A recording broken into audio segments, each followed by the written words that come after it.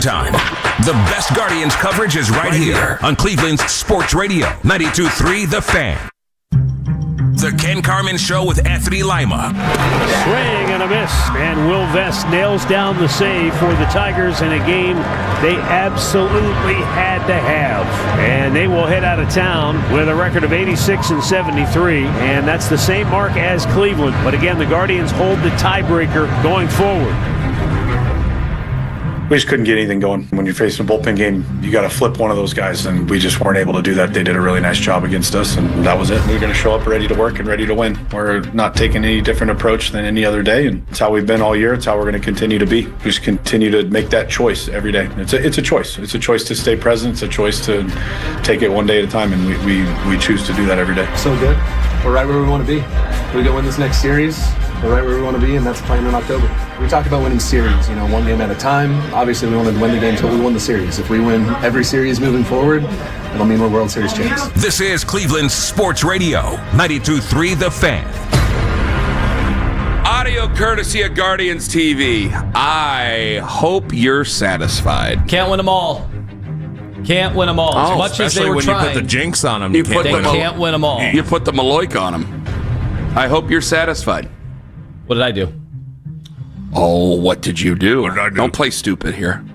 All you wanted to do yesterday was talk about how the starters haven't given up 2 runs in 19 straight games and they can go tie the record. Was it not our duty to bring up such a No, it wasn't your duty. Number? No, our duty is to try to help the team win, and no matter how we do it. I got in a fight with a guy who ended up being very pleasant yesterday, who I had no idea who the hell he was. And I had a bunch of his followers going, "You don't know about the Howard the Duck?" And I'm like, "No, man, I have no idea."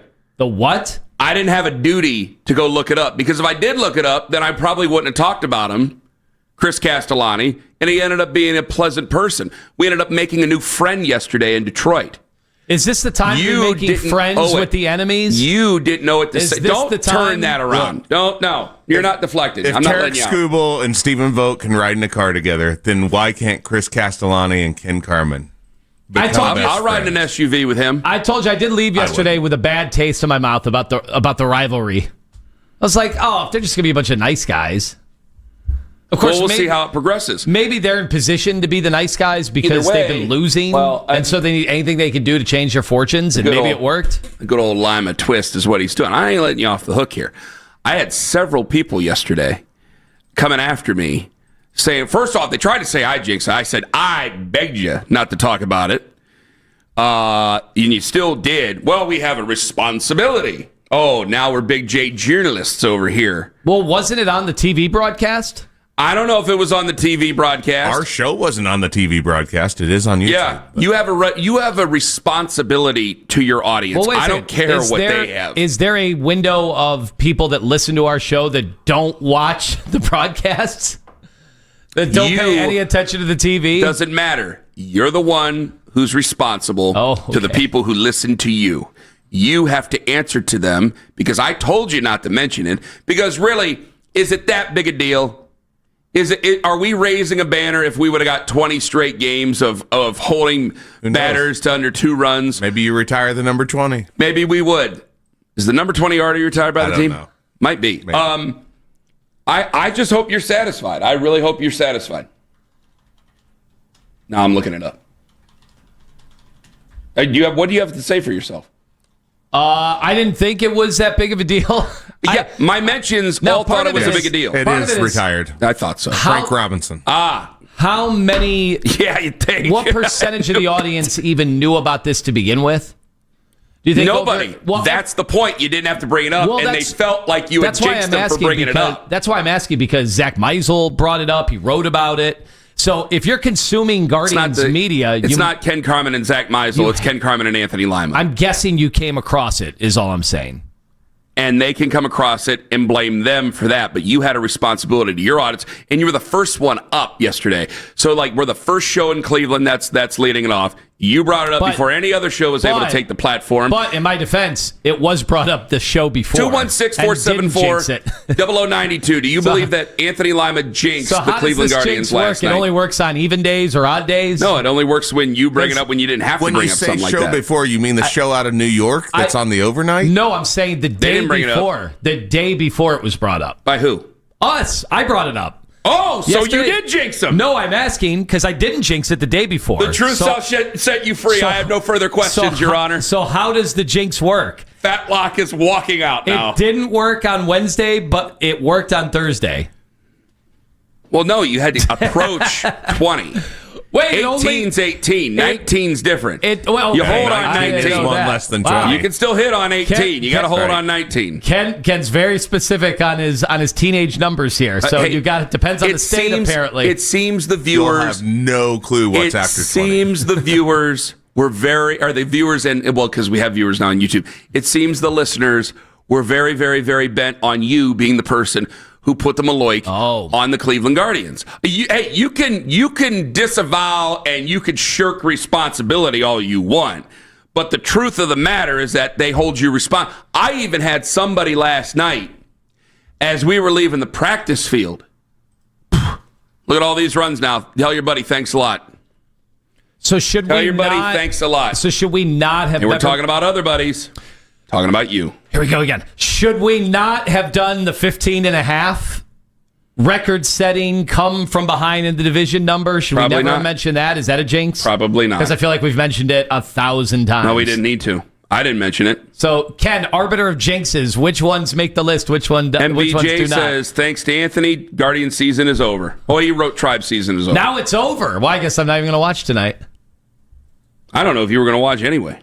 I know how you are. Yeah, you put the you put the hex on them, and now you slide away. It's slippery wizard 101 stuff here, folks. That's what this is. Are we sure that Kenny didn't jinx it by... What did I jinx? Leaving the state over the next week for the action-packed week of I'm sports? sorry. Where am I at when they played the game? That's interesting. I jinx in the future. Yeah. Where am I at when they play the game? My geographical location. That the Cleveland hero Ken Carmen is not only not going to be in Cleveland at these games, he's not going to be watching because he's going to be in Disney. I love where we're slide going. under that rock there. He's under the rock was on him, and now he's trying to slide out. Which one is it? I didn't realize my geolocation. The voice of the fan, Ken Carmen. I'm a voice of the fan, and I also have duties as a husband. I'll be on the teacups all week. Have duty as a husband.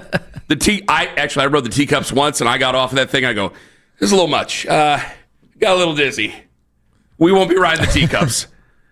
I have to go to Florida for my wife's 40th birthday next week. Lima's somehow going to try to get it on me that he hexed the Guardians. Because obviously you gave up on the team. Begged him to not bring it up. Would you have planned a vacation? Would you have planned a vacation had they been number one the entire time? Listen to you squirm. Are you going to ride the David S. Pumpkins ride? I had to. If the Browns questions? were 3-0 or 4-0 after this, I would have to. I would have to do this. It's my wife's 40th birthday. I have to do this. Sounds like you didn't have faith in either team. It's something that needs to be done. It's not my decision. When have I ever taken off during the fall? Never. It's gonna miss out except when I was sick. Cavs Media Day too. Three sports in high gear. I've only missed out. I gotta get out of Cleveland. Yeah, because I'm such it's such a standard figure. It's tradition me at Cavs Media Day. And how often does How often does Ken bring up Sarah? Oh no, she dictates your entire life, and Ken's more than like, welcome to bring up my wife. I have no agency over our family or anything. You're more than welcome to bring up my wife. He runs his household like the 1950s. It is like the 1950s. Off to Disney World. But it's her 40th birthday party. You think I want to go to Disney World? You think I really want to go to Disney World? I think you could have put up a stop sign at some point. You guys know. You think I didn't try? And it's her 40th birthday, so I got to do what I got to do. My 40th birthday ain't going to be Disney World. What's it going to be? It ain't going to be no party. Not Chagrin Falls? No. God, no. Lord almighty. Come on now. I mean, what people do behind their own closed doors is what they do. If you guys in Chagrin Falls want to do that sort of thing, that's fine. But me and Mrs. Carmen, at least maybe for her 50th birthday, I can't rule anything out. But not for the 40th birthday. I mean, you can't rule anything out. You don't know what life's going to hold. I mean, you're still in your prime at 40. 50? 50, you might need to get it spiced up. I'm getting close. 50, you might need to spice it up. But either way, you see what you're doing? You see what he did? You see? This is slippery wizard tactics. Don't do this. You're not getting off from this. You either apologize or tell people that they can stick it. Ken, if they make the playoffs this week, you have to record that "Where You Going Now" video right in front of that castle. I know. And I'll be but I'm not going to be miserable. I don't want to be like a fuddy-duddy about it. People say you can have a great time there it's supposed to be the happiest place on earth. I've heard people say that. Great. Either way, I think the people want an apology. 216-474-0092. I'm just telling the people what they want. Should I have known because of who was on the mound that this was going to be the day? And then Detroit kind of pulled a switcheroo, right? They never told you who it was going to be until the afternoon. I feel David like that Copperfield out there. I feel like that was very dastardly of Detroit. Very Connor Stallions-esque. They love doing it up there. Like their way of doing things wasn't working, so they're like, let's throw a bullpen game out of nowhere. Well, where do you think Connor learned it? AJ Hitch has been doing it for years. It's a whole community of cheaters. They are the worst of the worst over there. Starting to make a little bit of sense here. Is that what Chris Castellani's doing? Is he Trojan horsing us? Yeah, that's what I want to know. All right, we're obviously a little down on the fact they lost that game, but still, magic number's 2 to win to get into the playoffs. True. Correct. Which could still happen tonight. And they're playing a Texas team that is down like 4 of their starters. They still have their good pitchers, and I know last time we played them, they swept us, and we're going up against 2 of those pitchers. But come on, you figure it out. They'll be fine. All right? Nobody's confidence is wavering. They're also not bringing half of the roster. Yeah. That hit baseballs and scored 10 runs and 5 runs against. Well, guys, you got to think about it like this. I mean, there's 162 games in baseball. No one's gone 162-0 now. I mean, there's going to be some wins and there's going to be some losses. And at the end of it, you hope there's a few more wins and losses. And we still feel good. Baseball. Like Detroit going to Fenway. We're not worried about that. Well, the other thing that happens right now is if you lose out and Detroit loses out, you still win the division. You still win. Wait. No matter who loses, we all win. We put ourselves in great position. It's a hell of a point. Despite a 10-game losing streak, a 9-game losing streak, Could you imagine that if we both lost out for the rest of the weekend? It's like, okay. Well, that'd can either team, can we celebrate, and can Detroit still win the wild card in that scenario? I think if the Astros lose out. That would be amazing. Now, champagne celebrations. Now, there is another question here. And because I can't do a whole 20 minutes on trying to hold you down about a jinx, for crying out loud. There is someone else that people are jinxing. They're saying, or accusing of jinxing. They're accusing the team itself of jinxing. As I looked at Facebook yesterday, because I know you don't like to look at the good book very often, but I'm a person who still enjoys. That's why I still enjoy the Facebook. Oh, I get some good politics on there too. But that's basically where I go for all my politics on there. Yeah, people I've befriended over the years that hate half the country and say I don't want any of these losers as my friends. I'm like I'm one of your friends. Everybody thinks I watch cable news, and I go no. I get all my news. I get all my news and political theory from either Facebook or coming in hot on Fridays at 9:45. That's about it. But I did check out the good book yesterday, and I saw on Facebook they had put out that you can buy playoff tickets for the Guardians. And they were immediately met by a slew of people on their Facebook page. I saw it on Twitter. Steven Vogt's going to join us on the show. We should ask him what's a jinx and what's not a jinx. Yes. He's going to join us this morning at 8:40. Well, it's even asking him about a jinx. Is that a jinx? Is that a jinx? Put it on the poll. You just blew my doors off, brother. The rods and cones are clinging together here. Hey, I changed my socks this morning. Did you think that's Inception? Is there any possibility? Everybody's got to try to sell tickets. You got to get them out there while you can. I didn't think that was a jinx by them. Are we not supposed to conduct business as a franchise at all? Yeah, so this is what's hard is we got to be honest behind the scenes. I mean, the last 2 days, I guess I'm just as guilty because I was talking to Mitch. All right, here's what we do. We've been in the playoffs before. Here's what we do as a show. Here's how we have to attack it. Here are the guests we probably want to have. Let's get everything in motion. Keith, our boss, he has to figure out coverage plans. Well, Mitch was a producer last year when they made the postseason. He learned nothing from last year. Well, you'd have to ask Mitch that. But we have to do coverage plans. We have to submit for credentials. You can't do that. You can't do that unless they send the emails out from the team. Well, that is true, but playoff tickets do go on sale today at 10 a.m. Is buying playoff tickets a jinx? No, come on. You got to get, because everybody knows it's the hottest ticket in town. If you don't offer them up, and then you offer them up too late, then things get jammed, and then they go, well, this is just bad customer service. They should have been prepared for this. So they get killed for it either way. You have to provide an easy way for fans to get access to your product. There needs to be. So they had to do what they had to do. They need to. Somebody needs to come up with the Jinxless app or the Jinxless website. Like, we all know what we're talking about, but we're not talking about it. But we'll take your credit card for the thing we're not talking about. Yeah. Which sounds like a terrible scam. It does. That sounds like a terrible scam. Yeah, it Almost does. like they're fishing. Give us your credit card. For what? I can't tell you. Well, what am I going to get? You'll find out. Oh. Like, that sounds like the biggest scam. That does sound like a phishing thing. Mm-hmm. Which, by the way, you might need to ask our boss about that just to make sure. I think somebody's trying to fish you. Yeah. There. Yeah, I did get the email to do one of our company-wide programs. And for phishing. I don't think it was real. And you're the only one that got it. You were the only one who got it. I didn't get it. And it wants me to log into my account with an email. Nah, I don't think you want to do that. But it was a link that came from what looked to be an Odyssey company. And it does say use your bank card. That's phishing. They're gonna put it from something that looks like every other one. Look, that might be it. That might be us. I'm not sure.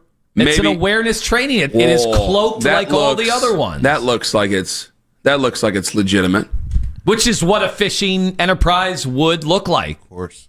That's exactly right. They don't just put, hey, we're phishing you in there. Yeah. Scammers.net. Like, that's not how that works. Oh, boy. You better contact Keith, make sure that's safe. All right. Well, I still think you jinxed it. Says I have till the end of the show to do it. I'm going to hold you to it. And I can win a $100 Amazon gift card.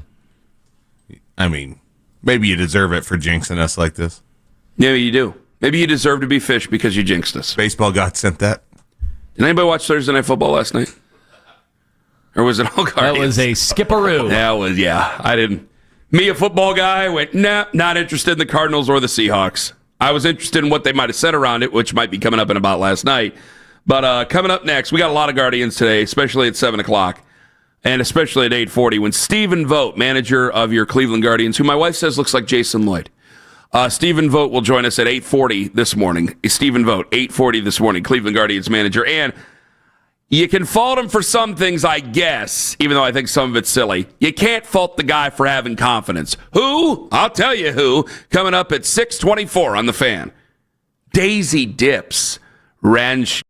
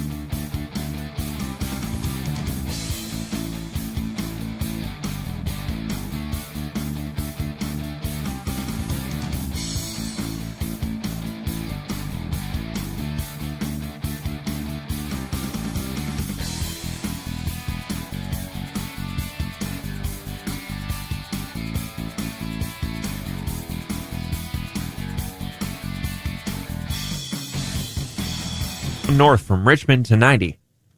This is Joe Checkeye for 92.3 The Fan. Sign up to be a part of the Fan Club. Download the free Odyssey app and follow 92.3 The Fan to get all of the best audio and best stories sent straight to your inbox. 923thefan.com.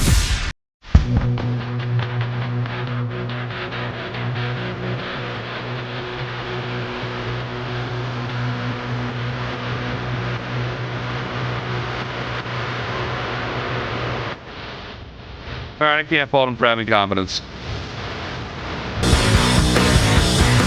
So, Shadur gave an interview yesterday.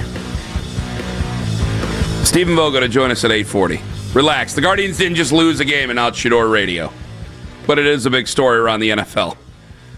I know what we're going to be accused of, and I'm just going to beat you guys to the punch. All right? We got the manager of the Guardians joining us later on today. There is plenty of Guardians coming up. And how many Shadur questions are you going to ask him?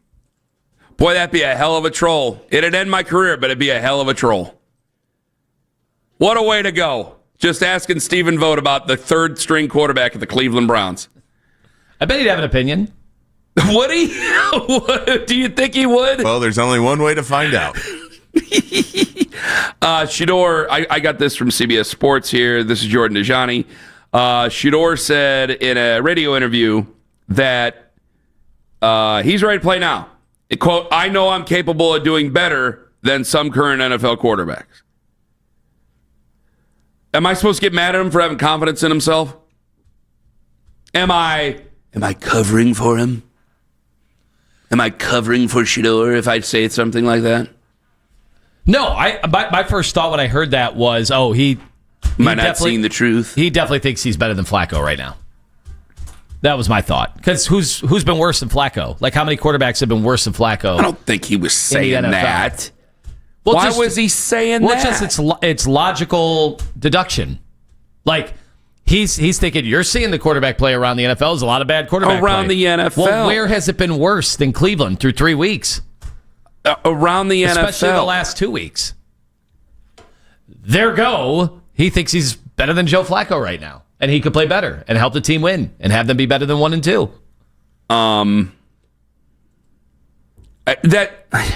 See, now you just blew my mind here. You took it as he was taking a shot at Joe Flacco? I think he's taking a shot at all the quarterbacks he thinks he could play better than right now. I don't even know where to go with that. Is Joe Flacco in that bucket? Why would he do that? Why are you? Because now you're sowing the seeds of dissension when you say such a thing like that. You need to back that up.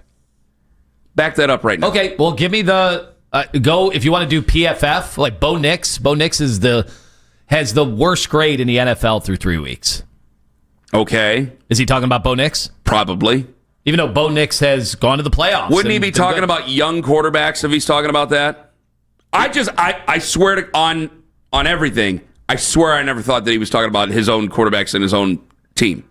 I didn't think he was talking. You can't talk about Dylan Gabriel because he hasn't really played, except for mop-up duty at the very end of the Ravens game. I didn't for a second think he was thinking of Joe Flacco. Now I guess I have to consider it, do I not? Well, do you believe that he could be starting right now for somebody? No, I do not.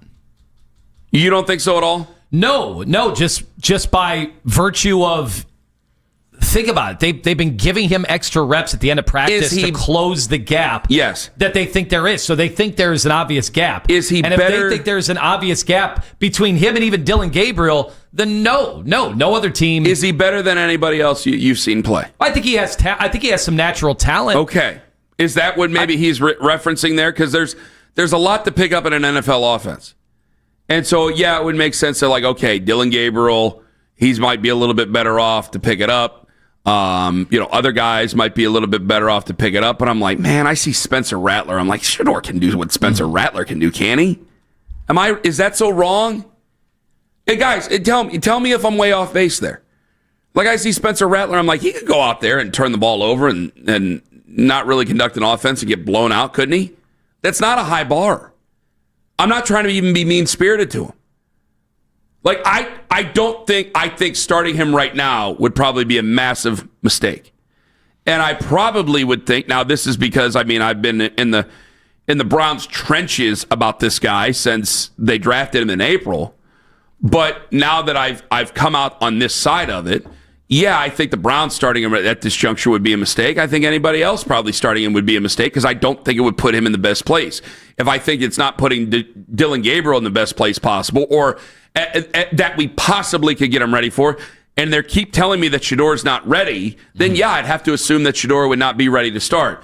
But still, I do look around the league and I go, I think Shador could go out there and conduct himself just as well as I don't think it's a lot. I really don't think it's a lot, but I think he can conduct himself as well as some of these guys out there who have been terrible. At EPA per play, so far 51 quarterbacks have been charted this year. All right, give me some names. Give me some names. Would you like me to start out with number 51? Yeah. That would be Joe Flacco. Would you like me to go to number 50? That's Jake Browning.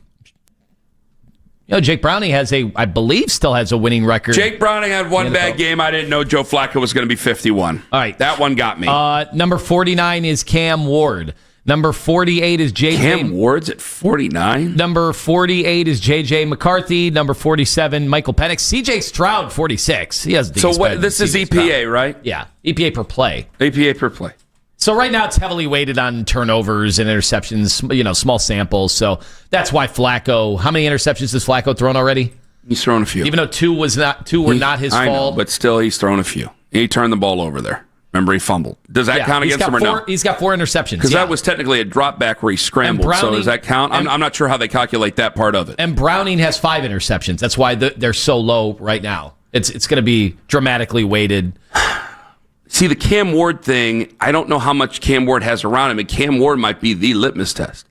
Because, you assume that Cam Ward knows the offense, but I don't trust Brian Callahan. No. And hearing be the first coach fired, apparently. Everything that we're hearing out of Tennessee, I don't think anybody in Tennessee trusts Brian Callahan. And so I'm like, well, the blind's leading a guy who's young and inexperienced, so the blind leads the blind here. But if Cam Ward is that guy... who do you believe is better at conducting an offense? This is not a high bar. Brian Callahan or Kevin Stefanski? I'd say Stefanski. So if Kevin Stefanski was in charge of the Tennessee Titans, would Cam Ward be better? So wouldn't that go to stand that you believe so, right? Cam Ward would look a little better. Yeah, it's tough. Okay. I don't want to go crazy over the first few games. That's part of what I'm trying to weigh into. See, this is where it becomes convoluted here, and now there's just 1,000 things being said at once. We're still in September. That we're only getting ready for game 4 out of 17. There's still a long season left to go. So you're comparing him, we have to compare him to guys that have not had a great start and some guys that I think are coming back to the herd a little bit. Some of the young guys that we've been excited about, some of the typical names that we've talked about there, I think we know. But I think that when it comes to other guys, when it comes to the comparison to him, Joe Flacco threw me off there, I got to admit. But the comparison between him and Cam Ward, the number 1 overall pick, I don't think he could do just as well as Cam Ward. I think put in that situation, he'd probably find a lot of trouble there. But if he's talking about overall talent, I'd rather give Shadur Sanders a whirl in Cincinnati than Jake Browning, wouldn't I? Maybe I'm wrong. I know he's won some games.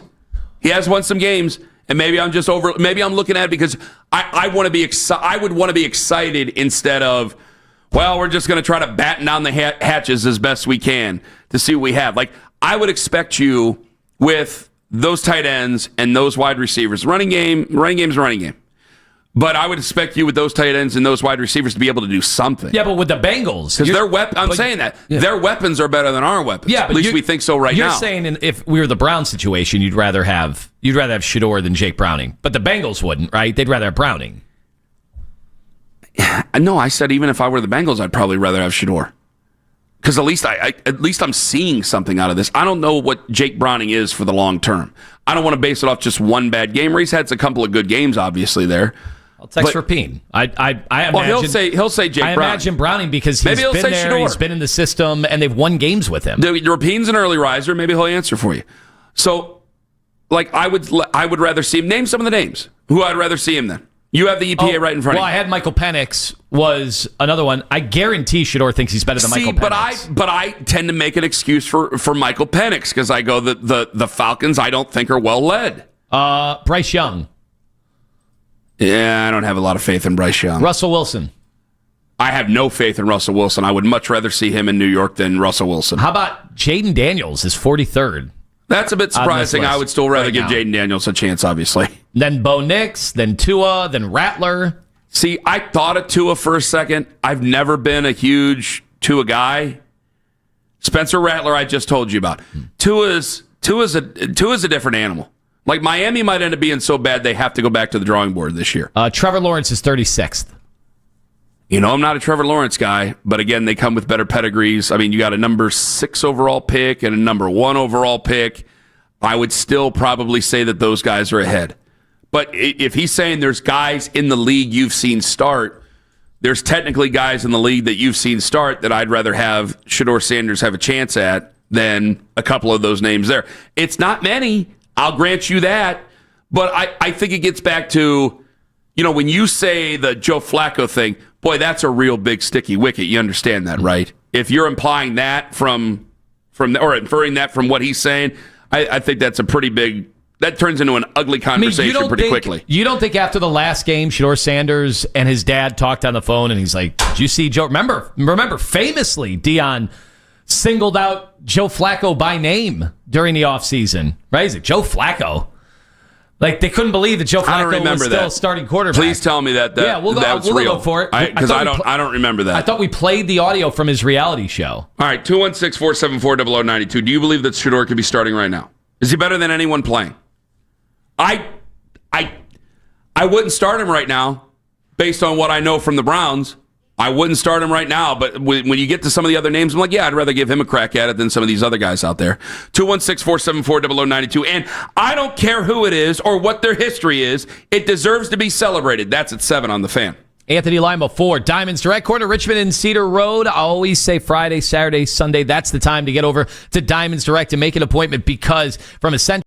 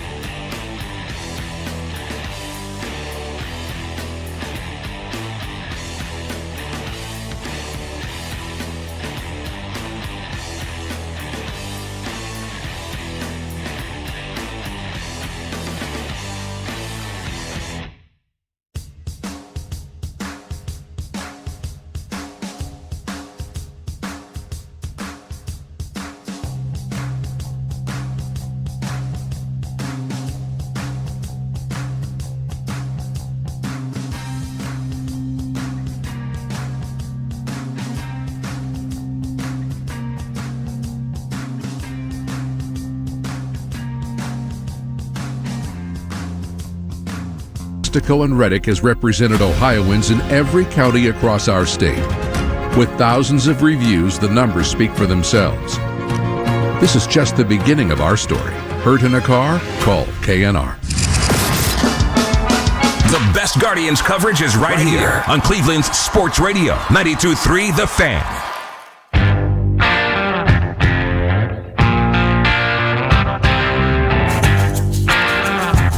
Hey, real quick, before we get back into this Shadur quote, if they win on Sunday against the Lions, are you guys going to do 7 in Heaven next week?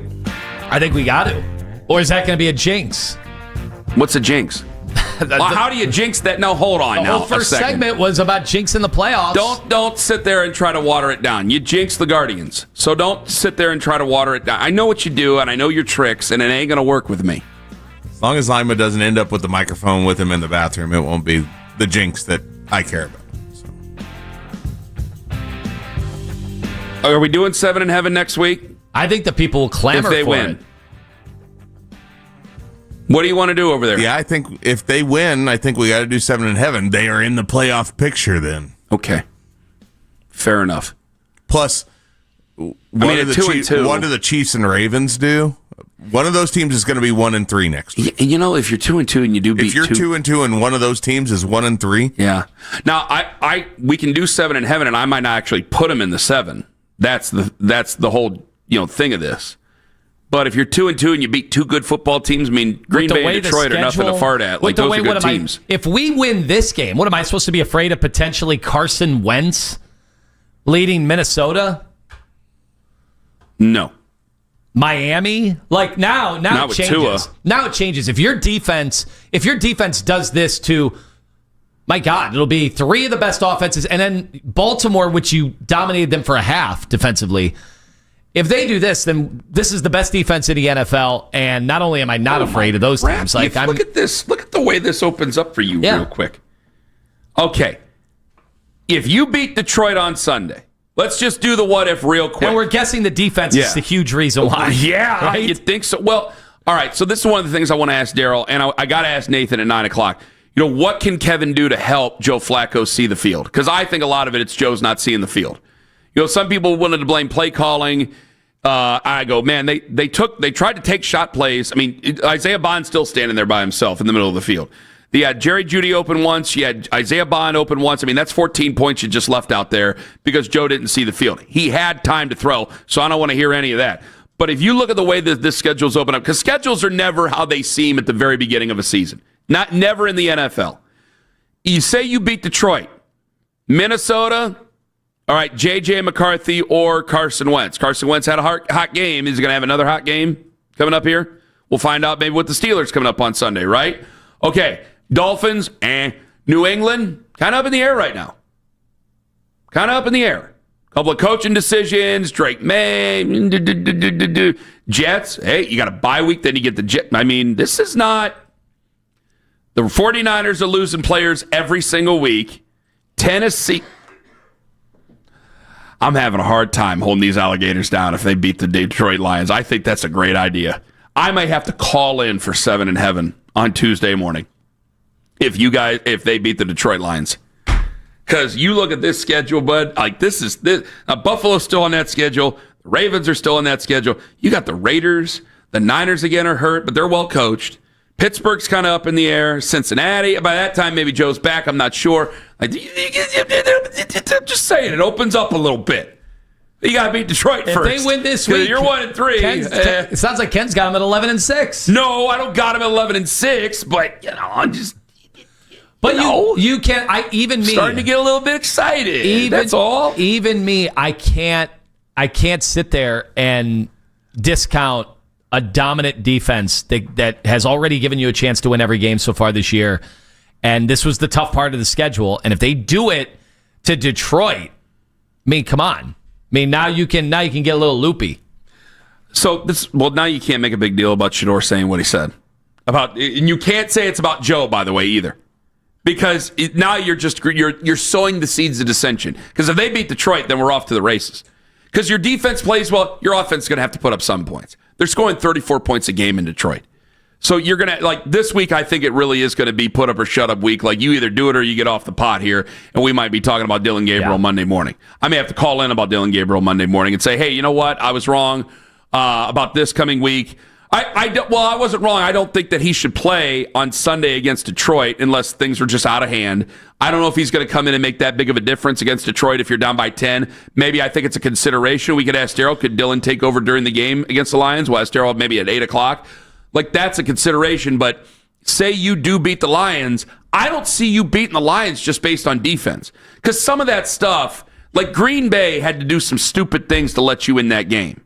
Like Jordan Love had to commit a stupid turnover to let you really back in that football game. Had they not done that, we probably just lose 10-3, and that's the end of the day. And then you're 0-3, and then we're talking about Dylan Gabriel differently. I'll take what I can get, don't get me wrong. But if you win this game on Sunday, then the conversation, like you're trying to imply maybe that Shadur was thinking about Joe when he said, have you seen some of the guys in the league? I don't want to buy into it. It's not that I can't, it's I don't want to. And there's a very big difference there. I don't want to buy into that. But if you go out and you see Joe on Sunday play terribly against the Lions, then yeah, a lot of people are going to remember exactly what you said, and they're going to go, Lyman was right. This guy's terrible. He's lost it. We got to move on. And the next person in line would be Dylan. But then your goals are clearly changing. Your thoughts are clearly changing about this season. Now it's development. See how the rookies play. See what we have in these guys. If you're able to make some sort of a run, great, but you're really not expecting it. But if you go 2-2 to beat the Lions, you can't just play defense and have some big special teams plays anymore. You're going to have to play offense. Because like Baltimore. That's a good rush eventually attack. Baltimore got through. Yes. Like we talked about balance against Green Bay. They're even better with balance there. They have Amon-Ra St. Brown. He's fantastic. They got maybe the best running back combo in the entire NFL right now in Jahmyr Gibbs and David Montgomery. Now, their offensive line has some problems. Taylor Decker's hurt. They got some injuries across the offensive line, so your front four can get to you. But this is one of my concerns here. You've had a great start to the season. Here I am breaking down the Lions game. This is fun.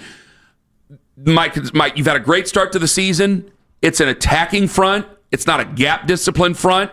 And a team that lines up and runs on you, if you're picking the wrong gaps, that's 6 yards, that's 7 yards. And they'll wear you down, and maybe they don't score 34 points, but if your offense does nothing, then you just lose 21-10. And we are bitching up a storm about Joe Flacco. And I can only defend the veteran stuff, the veterans need veteran stuff. Joe's got the best chance to win. I can only defend that for so long. Like it's, and you can hear it in our voices. It's teetering right now as it is. So now you have to look at it in a different way at 1-3, going, what is our goals here? What are we actually accomplishing here? Your goals and what you're accomplishing are two different things. So I don't want to go nuts and say, you're wrong, Shadur doesn't mean it. But I also don't want to say Shadur's a clown for saying it, because you may very well look at this on Sunday and go, guys, Shadur's right. Shadur's right. I'd much rather have Dylan, Shadur than Joe Flacco at this juncture by 4 o'clock on Sunday. Like, this is probably the Waterloo for Joe if he doesn't play well. Because you can only do this for so long. I can only do the veteran thing for so long before I go, guys, I heard Dexter Lawrence. Dexter Lawrence does not seem to be thrilled about Jackson Dart taking over as quarterback there, because I think that Dexter Lawrence knows that the rest of the season is going to be up in the air. And now Brian Daboll, his coach, is probably going to get fired. That means he's going to have a new defensive coordinator next year with a new head coach, probably maybe a new general manager, Joe Shane. Like, he might be out. Like, there's a lot of change there. Dexter Lawrence sees that on the wall already, and he's not thrilled about it. At 1-2, you still have a chance to go veteran. We're playing for something. At 1-3, at the end of September, when I would say, gosh, I know that the difference between the good teams and the bad teams are a little closer because the quarterback plays so bad in this league. It's so difficult to say it. And if I feel I said that with what I just told you about how this offense has to play to be able to beat Detroit, I think I'd just be lying to myself, and I'd be lying to our listeners.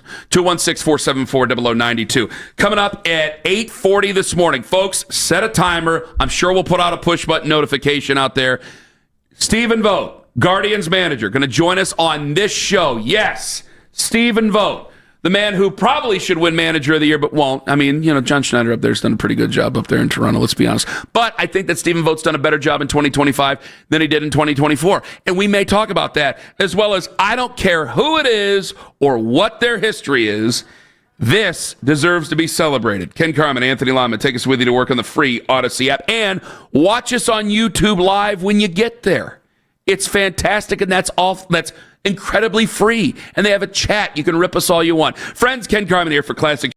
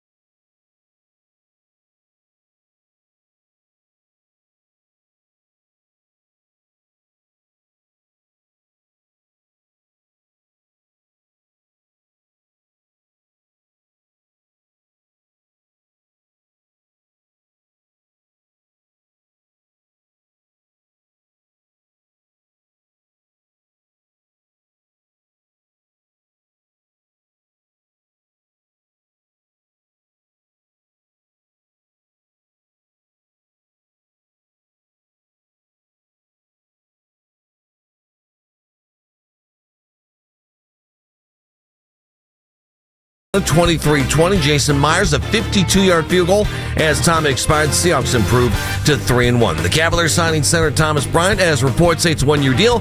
Bryant averaged nearly 7 points and 4 rebounds a game last season. Coming up at 8:40 this morning, Guardian skipper Steven Vogt right here on 92.3 The Fan. From the University Hospital Sports Desk, I'm Jeff Thomas. Find out what happened in Berea while you're working. The Afternoon Drive, weekdays at 2, 92.3 The Fan. We talk about winning series, one game at a time. Obviously, we wanted to win the game until we won the series. If we win every series moving forward, it'll mean we're World Series champs. The math is mathin' for Austin Hedges. How about Steven Vogt going to join us this morning at 8:40. 2 hits yesterday? He's a good player. He's a good defensive player. He's a good defensive player. When he rounded third on the second run that was scored, he looked like that's the fastest he'd ever run in his life. He was hauling so much ass. I mean, for him, this is tearing the cover off the ball. How old is he? He's up there now. He's getting to Jake Taylor, end of major league 33. territory. Yeah, that's it? Yeah. Oh, my God. I thought he was 42. He's up there. He's the same age as Jose. He's only 33? I swear to God, I thought, the way they talk about, and the way I talk about him, I did say about him like he's 38, 39. Yeah. I kind of said that, I thought he was going to be, part of the coaching staff, next year or something like that. I can't believe he's only 33. Okay, I guess I was wrong. My God. Steven Vogt going to join us at 8:40. Maybe I'll ask him about that. I think he's a month older than Jose Ramirez. The Guardians lost yesterday. That's amazing. The Guardians lost yesterday. It doesn't mean that you don't pay attention to the Guardians anymore. In fact, I think that's going to be brought up in the Unwatchables coming up at around 7:20 this morning, because we got, I don't know if there's teams, but there's definitely moments where I was just nope, not interested. And the Guardians went up against one big event yesterday, and it was all Guardians. And it wasn't that I wanted even to check in on the other one. It had zero chance against that game yesterday. And usually it's not that way. I don't care who it is, and I don't care whatever their history is. I think that the moment they make the postseason, I think a celebration in the locker room is always going to be, in the clubhouse, is always going to be warranted. It's always going to be something there, and I think it's something that should be celebrated by the fans. I think that this situation especially, I know that they were an ALCS team. I had a lot of pushback on this yesterday online by some people, because I mentioned it kind of after the show, and I had a lot of pushback about it, and I was a little bit surprised. If they just make the postseason this year, I think it should be something that really should be celebrated and really should be enjoyed by the Guardians and Guardians fans. I do not put everybody in the same boat. And I think that we do that with the two other teams in this town. I don't think everybody is connected here. I think that this team is totally different from its ownership and the restrictions that they give them. And I don't want to bring that up always, but it has to be brought up here. I think that this should be celebrated once they do make the postseason this weekend.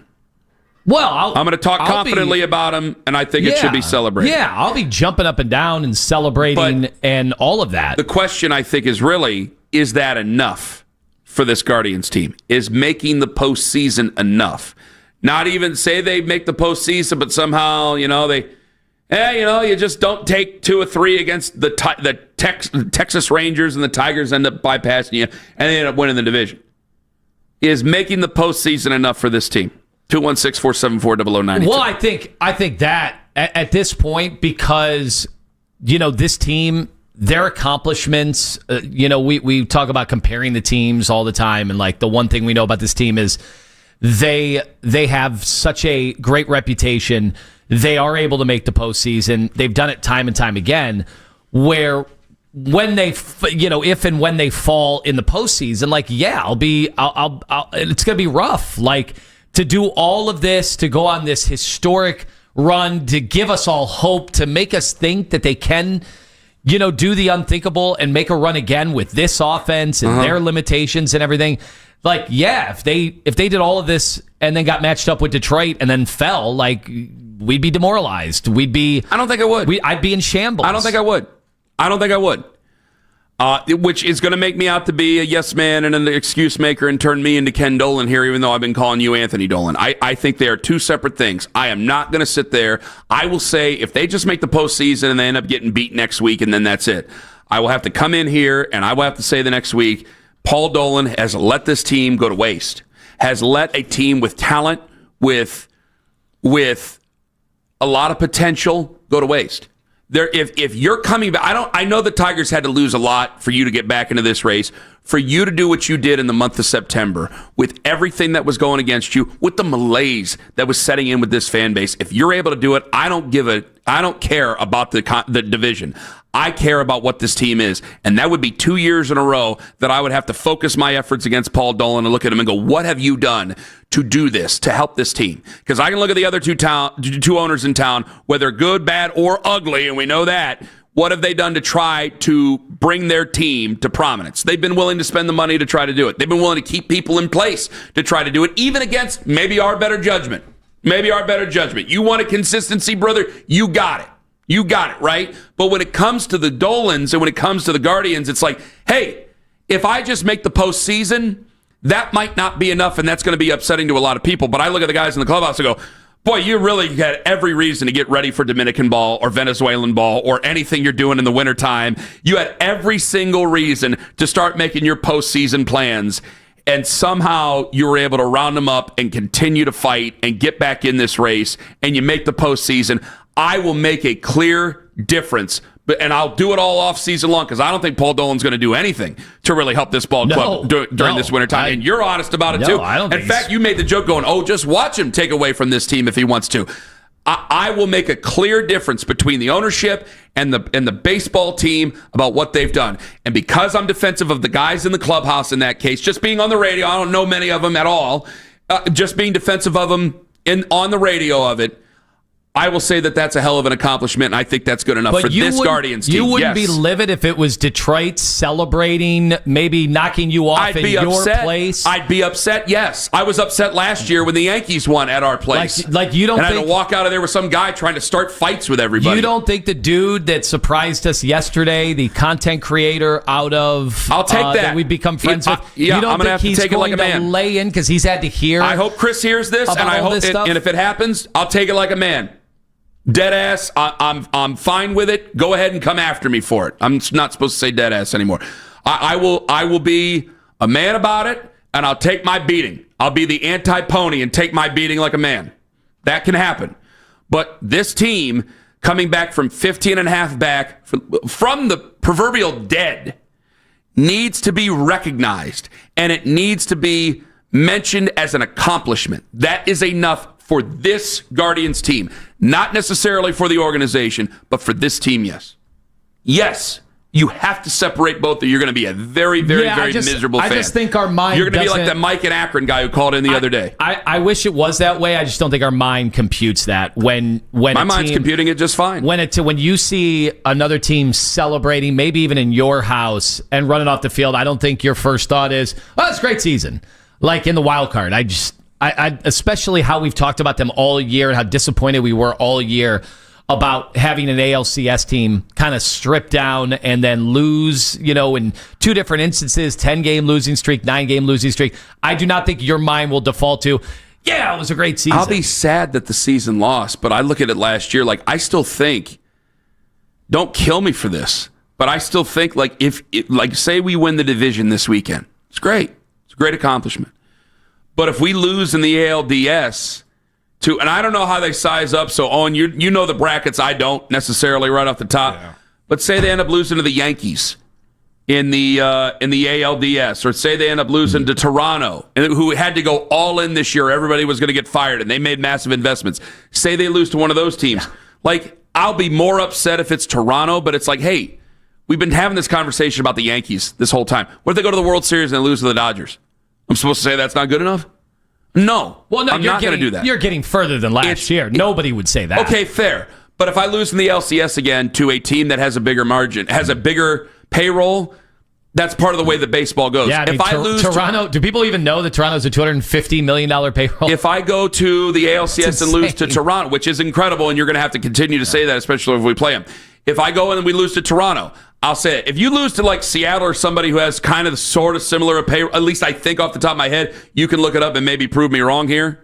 Because we do have a very low payroll. What Seattle are they at? is 60 million north of us. Okay, that's still a significant amount. And by the way, the Rangers, who are eliminated, right? They had a $220 million payroll. But that's the point. My ire will be at Paul Dolan.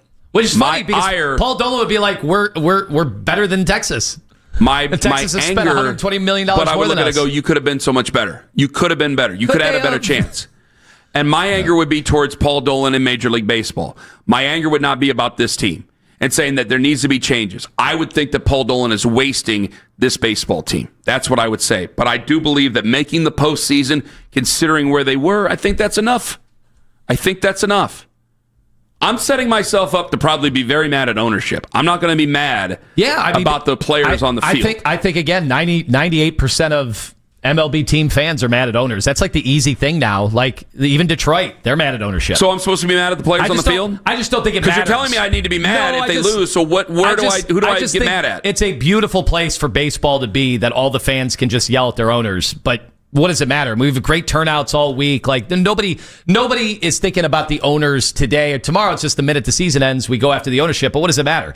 Like none of the owners are selling their teams, right? The ones that haven't already.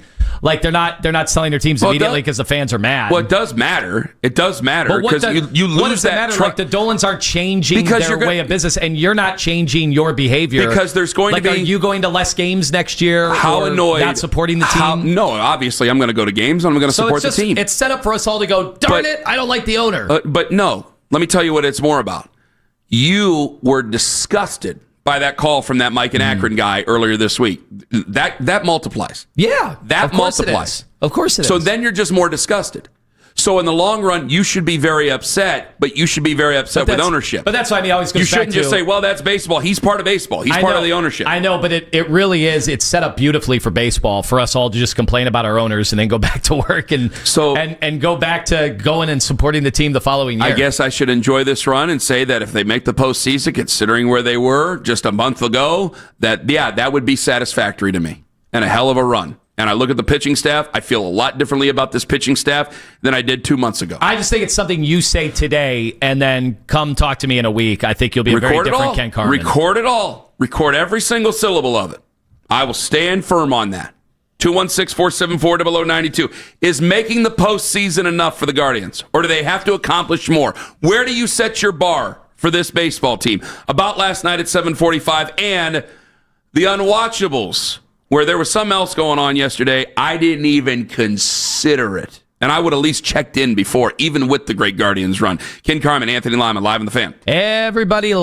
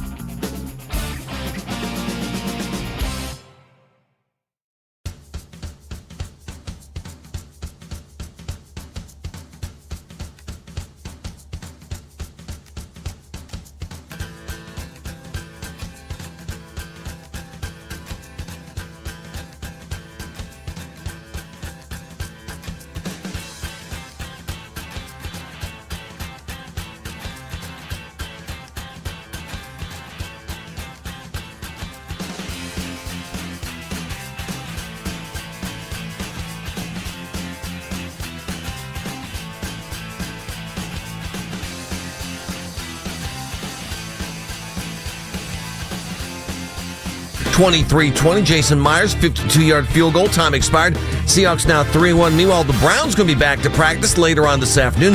They get ready for their game Sunday in Detroit. After practice during Baskin and Phelps, we'll hear from head coach Kevin Stefanski live right here on 92.3 The Fan. Coming up at 8:40 this morning, Guardian skipper Steven Vogt right here on 92.3 The Fan. From the University Hospital Sports Desk, I'm Jeff Thomas.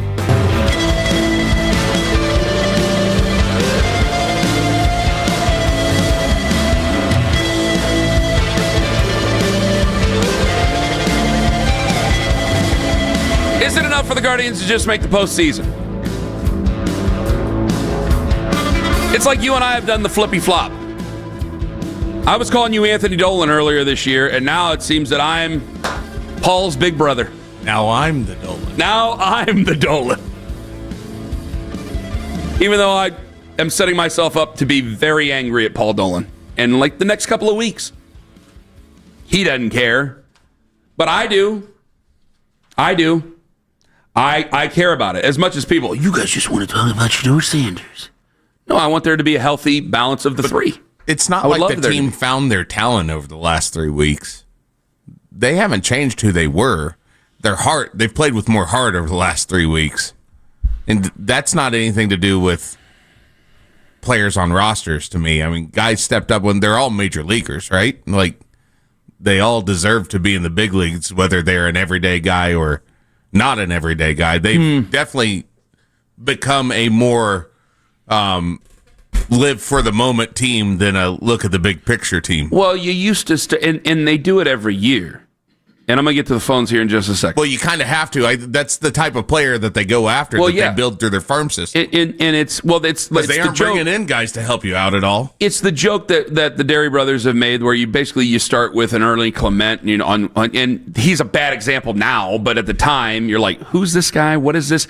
Because your opening day roster is always way different than what you're going to have in September, whether it be injury or just young guys not ready to come up yet, and you have these journeymen. Like, your opening day roster is always weird. Well, and they also don't have the same pressure. They're not the Yankees and Dodgers who have to have a World Series contender on day one of the season. Yeah. Mm-hmm. Like, they're not quizzed on that all off season and talked about. Like, it's obviously a very different state of affairs. I will say what's changed. Like, obviously, their pitching has grown into what the higher end of expectations for almost each and every guy.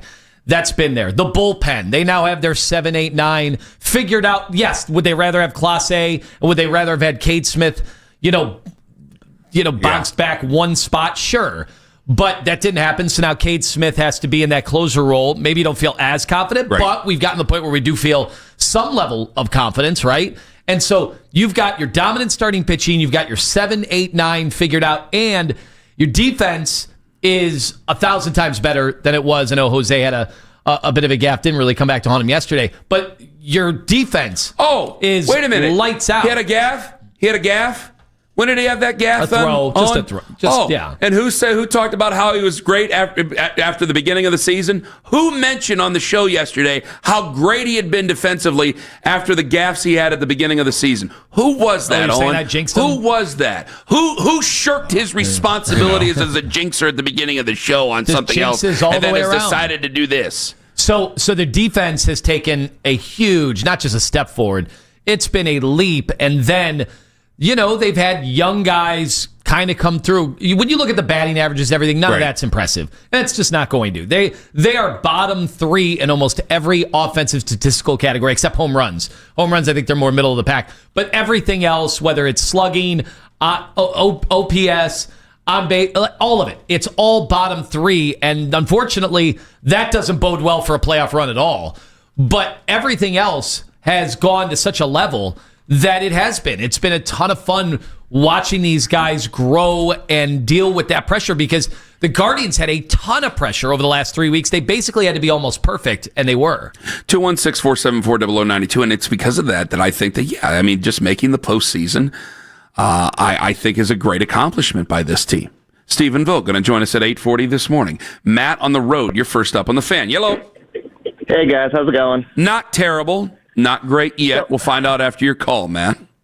I was going to say, I'm so torn on this. Like, this has been fun as heck in September, and I feel like it's like one of those things where this team is just the definition of just when you think I'm out, they bring me back in. Like, I've kind of feel like I've teed off in this organization quite a bit, but I almost kind of feel like, unfortunately, if we don't make the playoffs, or if we don't, if we flame out the wild card or the ALDS, it will, I feel like, end up being a reflection of ownership and front office and everything that did or did not happen in this offseason. Like, I just feel like you can't look at it and be like, well, we were literally 3 games away from making the World Series, and you cut payroll, you have all the mess with Clase and Ortiz, which isn't 100%.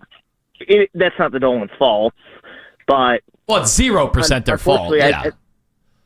Unfortunately, I think most of the fan base is going to be like, look, you had a team that was in the ALDS. They were competitive with the Yankees. They probably should have won 2 or 3, or at least two of those games, and you end up just basically, not doing anything that last off season, not doing anything as a deadline, if anything, cutting people, cutting payroll. And I feel like there's going to be no accountability as usual on the Dolans. No one's going to be like, hey, well, and they're going to look at it like, well, you know, we were so many games under 500. We had this big run, and we snuck into the wild card. And, you know, we're posting on social media, hey, playoff tickets go on sale before we even clinch, which that's probably a standard thing. But, Matt, can I ask you one more thing? What's your favorite sport? Football. Hockey, actually, too. I know I'm one of those weird guys that's actually more hockey than football, but yeah.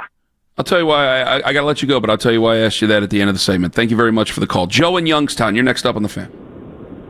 Hey, how you doing this morning? Doing well, Joe. Go right on ahead. Yeah, so, I mean, I'm a diehard Cleveland sports fan, right? Mm-hmm. And for me, you know, the Guardians being there every year, having a chance to make the playoffs, I'm very appreciative for. I personally feel like the playoffs is good enough for me this year, right? Yeah, am I mad that we took from last year's team? Absolutely. But like only 22 teams since 1975 have gone to back-to-back LCSs. So, and then like as a diehard Cleveland Browns fan, I crave the playoffs, and I put that pressure on the Guardians because they have a really good chance every year. Mm-hmm. So I feel like that makes me more upset when the Dolans don't spend money, right? But yeah, I'm good. I appreciate that's a hell of a thought. That's a hell of a... Real quick, what's your favorite sport? I'm 50-50 baseball and football, right down the middle. Okay. Yeah. But that's a hell of a thought you just said about the Browns right there, Joe. Thank you very much for your call. Jason on the road, you're next up on the Fan. Hey, what's up, guys? Hi, Jason. Yeah, I mean, Tony, you said something about, like, well, what's it going to change with the Dolans not spending? That affected how many games I went to this year. Last year I went to about 30. This year only about 20. And mainly it's because it's like, the owners don't care, don't want to invest in their time and money. Why should I? But, so yeah, I kind of got to disagree with you on that one. But yeah, definitely been excited. Hopefully we get the thing so we can go to, more games this year. You go to a lot of baseball games. Well, you go to a lot of baseball games, Jason. What is baseball your favorite? No. What's your favorite? Wrestling. The real stuff. Wrestling? Yep. Okay, of the three big sports in Cleveland, what's your favorite? Is it football? It is football. Okay. That's interesting, the wrestling. You and Owen need to get together. Lima, do you have anything to say to Jason before I let Jason go? Their attendance is down like 1,500 a game Still from got last over 2 year. million, though. But now, obviously, they're probably going to get close to selling out this weekend, so they'll probably get right back to where they were last year. But, they were disappointing this year for big stretches, so that cost them. I think that cost them with some big weekends. I should say weekdays. That probably cost them more during the week. Yeah, Owen, a lot of weekdays, yeah. Even though they were selling 15 to 20, but still. Go ahead, Jason. Yeah, a lot of that's because, like I said, it's just that malaise that you felt like, the owners got cheap on us. It's just like, why do I want to go watch a team that's kind of like Jason, out of the games, wise throw the team in. Out of the games that you went to, did you go to weekday games or were they weekend games? Both. Went to both. Like 50, I went to the 2 games on Tuesday and Wednesday this week. Okay. It feels like it's... Jason, thank you. The people that are really dieharded are the ones that are in there on the weekdays. The weekend crowd's a much different crowd. The feel of the ballpark is a much different feel. You're right.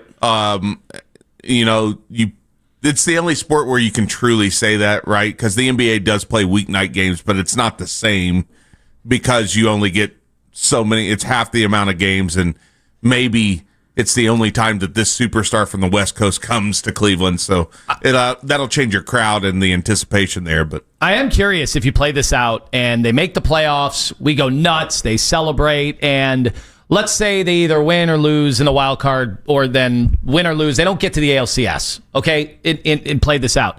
Going into next year, do you think their attendance would go backwards? Because I actually think next year it'll go up because of the young guys, and then I'm not a number one overall pick that's going to be playing next year at some point. The problem with it right now is we all know what the spending's going to be this offseason. Mm-hmm. If you don't know what the spending's going to be, you haven't paid attention to Major League Baseball. They are not going to spend this offseason. Well, no teams are going to spend. Nobody's going to spend money this offseason because of an impending work stoppage. So you're right.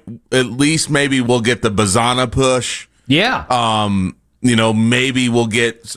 Maybe they play and Valera takes this opportunity with David Fry down and he becomes a guy that you're really interested in seeing at the beginning of next season. Kafis becomes more What of about a Chase DeLauder? Right, DeLauder comes up. Like, all these things could happen, but that's as good as it's going to get for the Guardians this offseason. Well, and if anything, if they spent money, this would be the one time I'd be like, well, where would you spend money? Because you'd be blocking some of these young guys. That would be a hell of a point there. The reason I asked these guys this, I didn't mean to be too deep on it, but I wanted to ask them because I got 3 guys right off the tip. 216-474-0092. 2 out of 3 said football was basically their number one. Okay? Joe in Youngstown said 50-50, but Joe also mentioned the Browns, being a diehard fan, about how he can't root for them to really go to the postseason, so he has to throw it into the postseason with the Guardians. You see, there's 2 things here. One, why people will be so upset, why you'll end up being right and I'll end up being wrong, is one, there's definitely a lot of football. This is Northeast Ohio, for crying out loud. I don't think that this is an indictment whatsoever. The Pro Football Hall of Fame's right down the street. But most people are football first. I would say 7 to 10 fans in Northeast Ohio are football first. They're football first fans. They can be as mad as they want to about the Browns, but they're football people. You have probably jumped back into the Guardians after they started. It's something to do. You've jumped back into the Guardians because you thought you left them for dead. To the point where maybe I feel a little guilty, by the way, if I felt that way. But either way, They've brought you along. Now your emotions are there. And now if they don't make the postseason, or they just go to the postseason and that's it, they go to the wild card, you almost feel like you've wasted your time and your emotions with that. The second thing is when Joe in Youngstown brings up the Browns, there's a faith, and this is what I think really bothers people about Paul Dolan. There is a faith that he is a responsible owner. I mean, the other 2 owners, when you have basketball, you get yourself a bona fide star, and unless that guy turns into Kawhi Leonard, and it's not that way with Donovan Mitchell, you should be a pretty competitive ball club. Donovan Mitchell's a hell of a player. He's a hell of a leader. You're a really competitive basketball team. But you have 2 owners who are willing to spend into oblivion. You can call them a lot of things. They ain't cheap. And you got 1 team that's willing to spend into Neptune, and they make wrong decision after wrong decision. And they happen to play the sport that everybody loves here. And so you take your frustration out on the responsible owner, the one that does run a good business, the one that does run a good front office and does run a good organization, but's not willing to make those, to us, is not willing to make those investments to go forward. And that's the most frustrating thing. It's twofold with the fan base. It's twofold. So you have 2 major things that are going to make people incensed at the end of the year because of that. True. I do think we're kind of conned into believing just spending money is the way out of every problem. Absolutely. And I also think it's why the Guardians, by virtue of all their constraints, they have to do every little thing better. And the other teams just don't have to. Absolutely. But I think when you look at it and you see the Mets that are falling apart in so many ways, and they have spent $300 million. I said the Rangers. And you said the Rangers that have spent how many? $200+ million? $250 million, and they're eliminated and coming to town today. We don't pay as much attention to them as we do. The Dodgers go out and buy whoever they want. And the Yankees just go out and buy whoever they want. And the Yankees, everybody hates the Yankees. Very few people pay attention to Texas and Toronto and a couple of other teams. They pay very close attention to the Dodgers and the Yankees, especially the Yankees. And that was the whole argument yesterday. It's like, hey, if you didn't have Aaron Judge, who was homegrown, whatever, you just go out and buy 2 other guys. You would just go do that. And people get mad about that because it's always a haves and have-nots. And if I just had a little bit more with my responsibility, our owner's better than Steve Cohen, we would do so much better. And that's why people get so upset.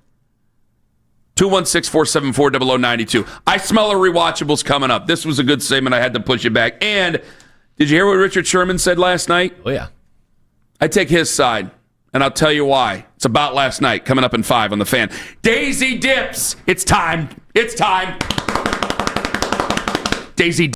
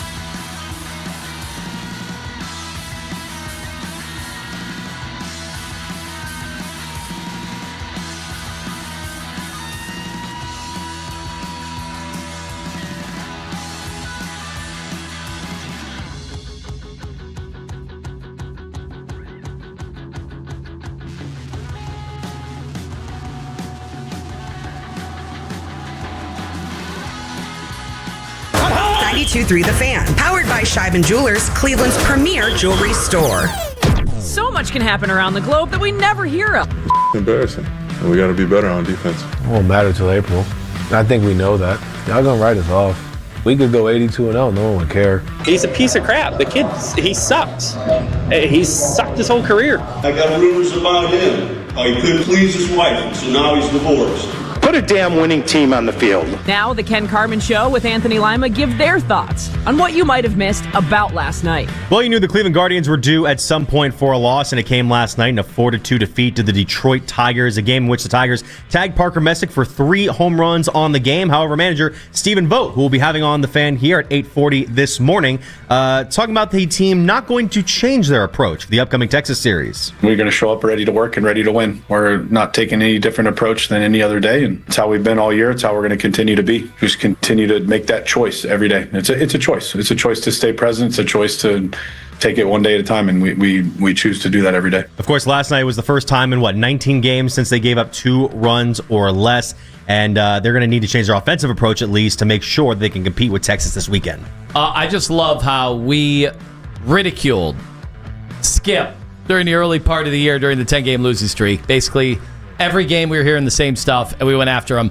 And now we're basically hearing the same stuff at the end of the year, but they're winning games. So we just seem to really only care about whether they're winning games. It's not really what they're saying. Because obviously his message to his team is probably, I would assume, very different from what he's telling the media. Bill Belichick was the greatest thing ever until he stopped winning football games. Like if they were 4-0 at Carolina and he had Jordan Hudson there, would anybody care? Would Pablo Torre be doing exposés? Probably still, but I don't think the general public would care. Going from there to last night in Thursday Night Football between the Cardinals and the Seahawks, Seattle won 23-20 on a 52-yard kick by Jason Myers. But the big story, Marvin Harrison Jr., a lot of people latching onto his rough first half. He had a drop, or really a bobble, and also a quit route that each led to an interception from Kyler Murray. Murray, however, spoke in the postgame on Harrison's performance. Again, it's football. We all make mistakes, but he continued to battle. I'm excited. I'm glad that he continued to played his ass off in the fourth quarter. Continued to, when he got man, he made the plays. The touchdown catch was an amazing catch. So I got the utmost confidence in him, and I think he should have it as well. He did mention the touchdown catch there. He mossed a guy in the fourth quarter to kind of make up for that, but a lot of people had major concerns about Harrison after that game. So I'm just going to squeeze in the unwatchables here. That game last night, I was not paying attention to it at all as far as the monitor is concerned. Like usually I'll put one on and if the Guardians, like when the Guardians were making a run last year, there were a couple of Thursday night games that I would put on a small on the other monitor. This I didn't care about. But I did check social media, and boy, they were ripping him like crazy. Blake Williams, Greg Williams' son. I think we've had Blake on before. Mm-hmm. Blake asked, he goes, what if they made him available? What would you offer for him? Well, the comparison I made is that's a Jerry Jeudy situation, right? A guy who would you trade Jerry Jeudy was for a first-round pick. Now, Harrison had a better profile than Jeudy even coming out of college, and he was supposed to be absolutely can't miss. And now you wonder, is it like most receivers, they all can't be Larry Fitzgerald and, Calvin Johnson, right? Mm-hmm. They all can't be... Most of them, 99% of them, when things go bad and the quarterback play is inadequate, what do most of the wide receivers in this league do? The star wide receivers. They don't play as hard. No. I know that's so annoying to fans, or like you can't just run your routes. They just don't. I don't know what it is about wide receivers. But Pittsburgh's had 2 of those guys, it seems like, for every year for 30 years. Live is a bad example. Owen, you and I are both known as blue-collar dudes, right? I literally have a blue collar on. You literally have a blue collar on right now. They can't see you because there's no camera over there. They don't want one. They complain about that, though. Oh, I know. They complain enough, they're going to get a camera. I have eyes, Ken. I see it all. Send our boss, Keith Britton, an email. Maybe he'll put a camera in there. It'll be like an offensive coordinator's booth. Would you run your routes as hard if you had bad quarterback play? No. I got to admit, I wouldn't either. Like, you would reach a point of frustration where you're like, what's the point? Am I out here just for exercise? What are we doing here? Got to admit it. It's true. I think I know it's a diva position, but man, it's hard. If he just ended up with Patrick Mahomes, Josh Allen, it changes everything. Yeah.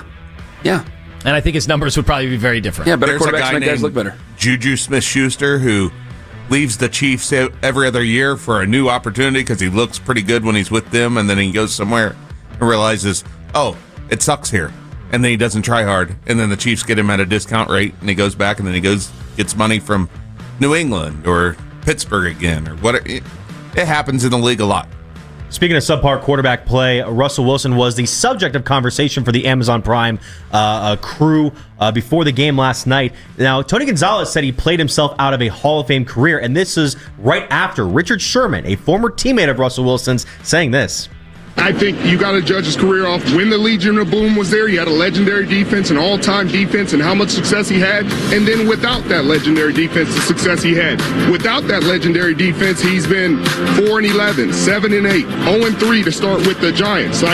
He was a winning football player in Seattle, and people said, hey, winning is football player, all this good stuff, all these accolades, and now you get to go on your own and you get to prove, hey, I'm this great quarterback. I'm this guy that's going to be dominant, and it just hasn't worked out that way. Now, Richard Sherman's never been one to mince words. He did not do it there. I totally agree with Richard Sherman.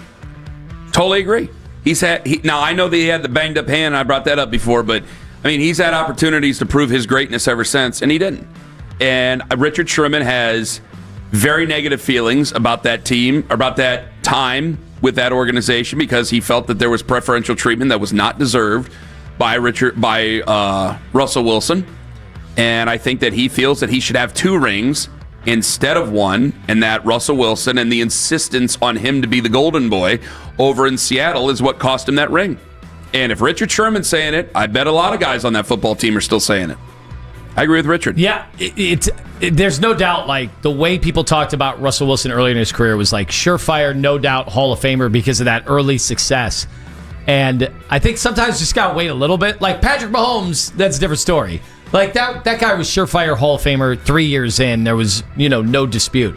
Sometimes you just got to let things go a little bit. Maybe Joe Burrow. He'll let it simmer. Maybe Joe Burrow. We need to hold off a little bit and see if he can actually get through a season before we jump to such conclusions. Made it through last season, but they didn't go to the playoffs. Not very good. Not very good at all.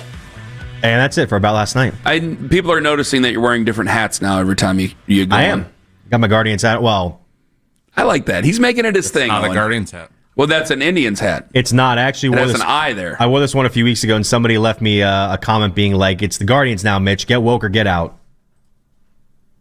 Would you like to be a part of coming in hot then at 9:45? I'll call in. Do you have commentary on that? No. Seems that you might. Nothing I want to say on air. Why not? Why not? We're on a show.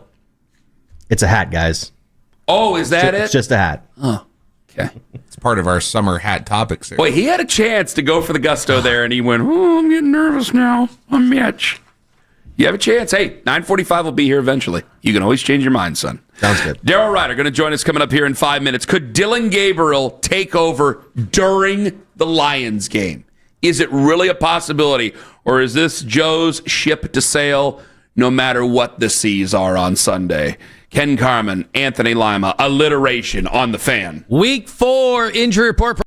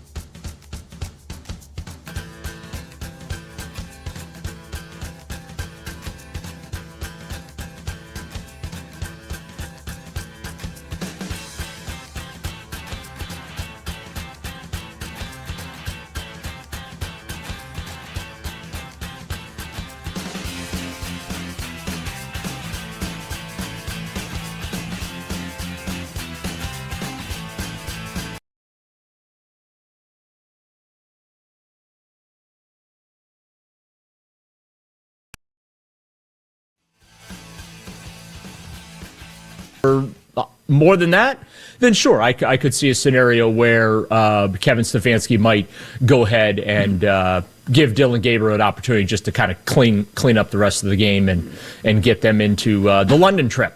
That's sensual. Daryl, I thought, we were talking about this game earlier. We were talking about Shadur, and then I go, you know what? I started talking about the game, and I go, this offense is going to have to play well to beat Detroit.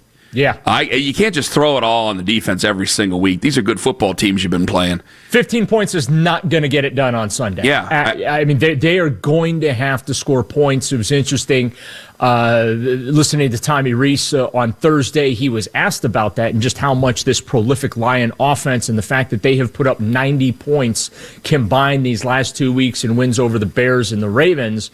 How much is that going to drive the play calling process, the approach to this game? And he did admit that is in the back of their mind. While they're not going to be trying to keep up with the Joneses per se, they realize that they're going to have to be able to match the Lions here and maybe not be as conservative as we've seen them be here in the first 3 weeks of the season.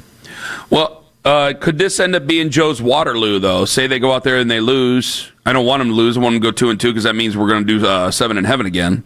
But if they go 1-3 and the offense hadn't looked that good, I think the whole veteran thing that I've been arguing, I think it's starting to go out the window then. Well, if you do make a change, this has been my argument against making the change, is you have to sell that within the locker room to the veterans. And when the messaging from the organization when it comes to Dylan Gabriel has basically been, we'll see him, and when we see him, it's going to be for developmental and look-see purposes, right? And I don't know how you can transition after saying that all along to Dylan Gabriel, who is a third-round pick, now gives us the best chance to win a football game. And frankly, I don't believe that. And I still think that in spite of the offensive struggles, that Joe Flacco does in fact give them the best opportunity to win. Just it's unfortunate right now he's not doing enough to help them win consistently, at least as we have this conversation 3 games into the season. That obviously always can change. I am not optimistic as far as Sunday goes that all of a sudden we're going to see some massive turnaround because, as you said, Ken, this is a very good Detroit Lions team. Mm-hmm. They are, in fact, Super Bowl contenders, similar to the Green Bay Packers. But you know what? A lot of folks didn't give them a chance to beat the Packers, and they went ahead and did that, although I don't expect a 13-10 type of a scoring game. My number one question with this team is, are they even capable of scoring 20 points in a game? The expansion Browns in 1999 could score 20 points in a game. The 1-31 Browns could score 20 points in a game. This current team, 3 games into the season, incapable of scoring 20 points a game, and that does have me a little worried, even though we are still early in the season. Daryl Ryder with us. Do you think the coach is coaching the game differently offensively because their defense looks like it might be the best in the NFL? Oh, I absolutely think that plays a part in it. That he, in a couple of ways, Anthony. One, doesn't want to gas his defense, right? Doesn't want to wear them down to the point of where they just kind of fall apart because they're just so exhausted. But also, two, where he's putting the trust and faith and belief in them that, yeah, he can be conservative and punt the football away because he believes that defense is going to get off the field. Here's the problem, though, this week with the Lions. Just because they get a stop on third down, that doesn't mean they're getting off the field. Detroit, Dan Campbell is super aggressive in all 3 phases. They're not afraid to do some trickeration on offense and all the motions and things that they do on that side of the ball. But he goes for it on fourth down a lot. They went for it, I believe, 3 times last week, made all 3. They are 7 for 8 on fourth down. So they have to understand, and this is a question I've been asking the defensive players this week in the locker room, just about, you can't really celebrate getting that third down stop because you're probably staying on the field and having to defend on fourth down. And, they have to, Jim Schwartz, I thought, made a good point yesterday. If it's 3rd and 10, typically you give them 8 yards on 3rd and 10 because the punt team's coming out.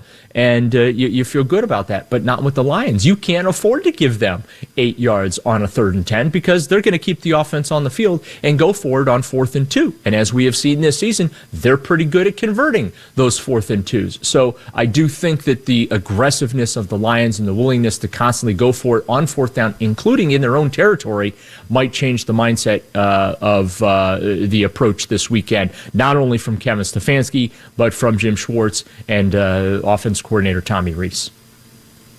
All right, Daryl, as far as this offensive line, we have been a little concerned about not just the short-term future of the O-line, but the long-term, because it's really what you want to have going when you get this thing turned around for this next window that, so many people talk about. But the offensive line in general, how worried are you about it, both short and long-term? I'm very worried. This is something that I have been kind of keeping an eye on. They're going to transition the line here in the next year or two. Joel Bitonio, obviously. Let's start with the healthy guy, well, semi-healthy guys, because Joel's still dealing with the back thing there a little bit, but it has calmed down, and he is going to play Sunday. But he is in his 12th season. Odds are he's probably going to retire after this year. That is a massive hole in the line that's going to form. Ethan Posick at center has been okay.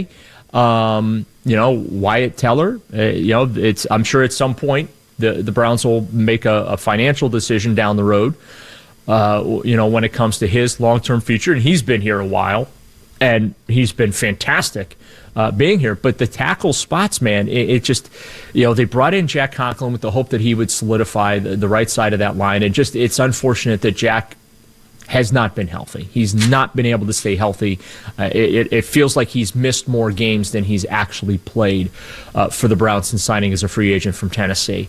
And then you look at the left side, the hope was that DeJuan Jones was, I don't want to say who's going to be the next Joe Thomas, because that's really unfair, to put that on a young man. But from a stability standpoint, that, maybe he could go out there and stabilize the left side of the line there. And, this is another season where, unfortunately, injury forces him onto injured reserve, and he misses time. You got, guys like KT Leviston, Lucas Cornelius. They went ahead and signed a kid from the Patriots practice squad this week in an effort to shore things up. This offensive line is certainly getting tested early, and you didn't, as Joel Bitonio said yesterday, you didn't expect to be in week 4, and you're already 4 deep at that tackle position. I thought this might be a ball control type of offense, try to run the ball. Are they on their way there with Quinshon Judkins? I think they could be. He certainly, I think, is showing you he can be that 3-down running back. What has impressed me so far about him, Ken, is his yards after contact. The fact that he is getting chunks of yards after contact. And so similar to what we saw with Nick Chubb here. And I'm not saying that Quinshon is the next Nick Chubb or whatever. Again, don't want to put that on him. But the early returns show you that potential is there. And that obviously is very, very positive. But, I really love what I've seen from Q in his first 2 games. Yeah, what do you think of him more specifically? Because, the comparisons, we all want him to be Nick Chubb. Right. I don't think he's Nick Chubb, but Nick Chubb could have been a Hall of Famer had he have played more years and more playoff games and all of that stuff. So right. where was a reasonable expectation for Judkins? Well, I think if you can average around 4.5 to 5 yards a carry, I think that's a very reasonable expectation. And again, just based on what I've seen early on, Anthony, I think that's doable, very doable. What excites me about him is he has shown already the ability to get the big hitter. He's got runs of 31 and 38 yards. So I think that the sky's the limit for this kid. The fact that this, not just him, but this entire rookie class, outside the quarterbacks, because obviously they're not playing right now, but the fact that pretty much this entire rookie class, especially the early portion of it, is performing at a high level and significantly contributing to this football team, I think that helps Andrew Berry tremendously when you're talking about the long-term organizational future. Where does Isaiah Bond start to fit into this offense, if ever? Yeah, that's a great question. Well, when are they going to get the ball to Jerry Jeudy, though, too, there, Ken? I think that's probably a little more important than Isaiah Bond. They got to get Jerry Jeudy going. He's only got 10 catches through 3 games, 130-some yards, and hasn't gotten in the end zone. Well, the Browns just aren't really getting in the end zone a whole lot to begin with. But they got to get Jerry Jeudy going. That's where my focus is first and foremost. Get him going. Isaiah Bond, okay, fine. When we saw him barking at Joe last Sunday against the Packers there because he felt he was wide open. And Tommy Reese had mentioned yesterday, anytime you go and sit and you watch the film, you always see 2 or 3 plays where you say, man, we missed that one, or man, we had that one. And that certainly has happened in the first 3 weeks of the season here. But for me, I need them to get Jerry Jeudy rolling here.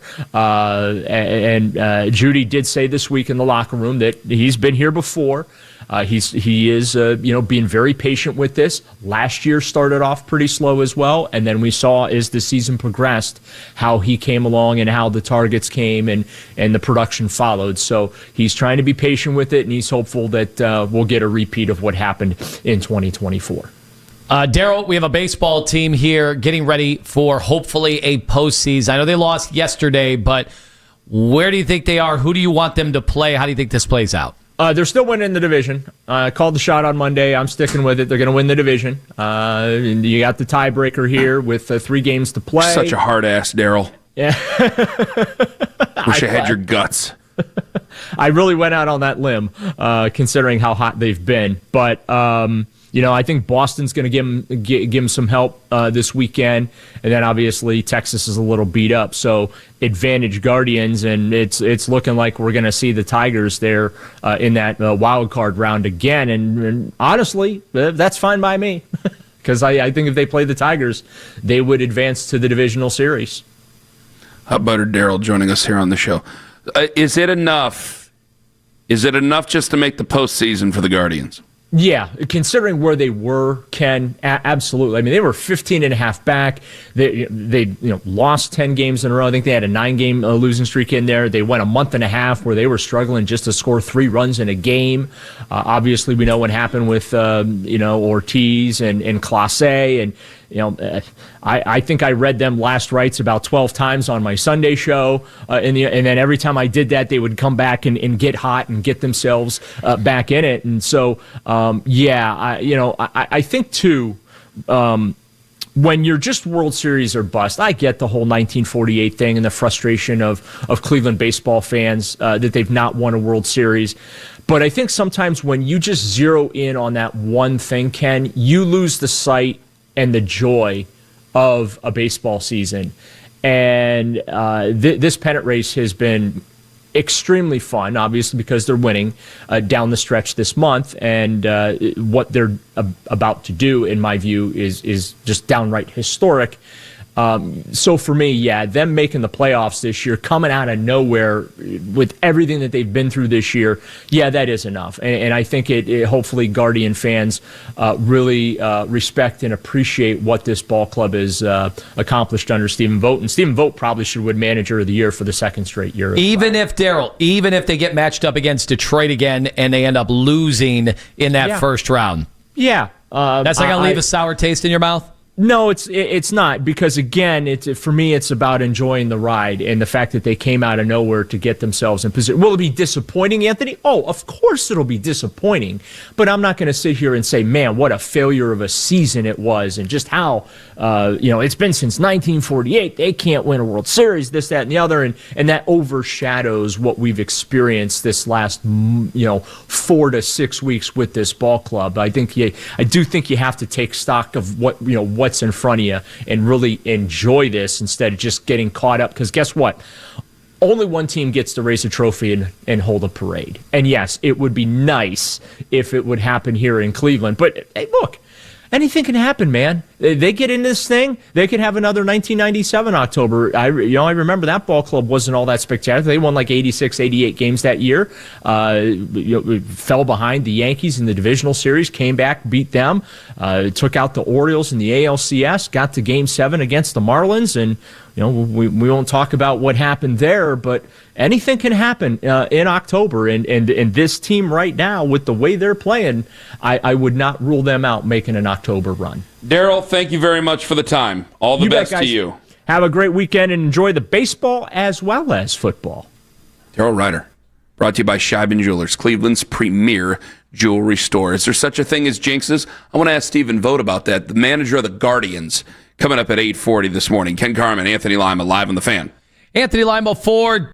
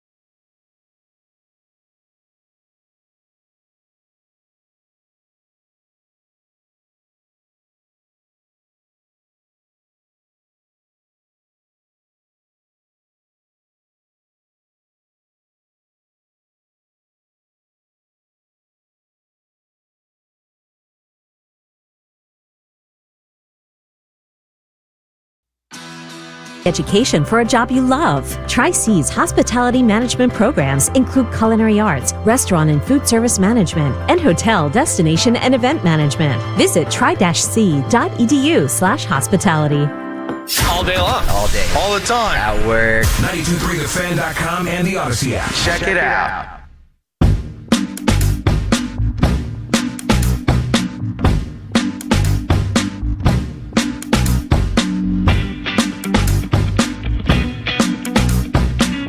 Coming up in 15 minutes, Steven Vogt, manager of your Guardians.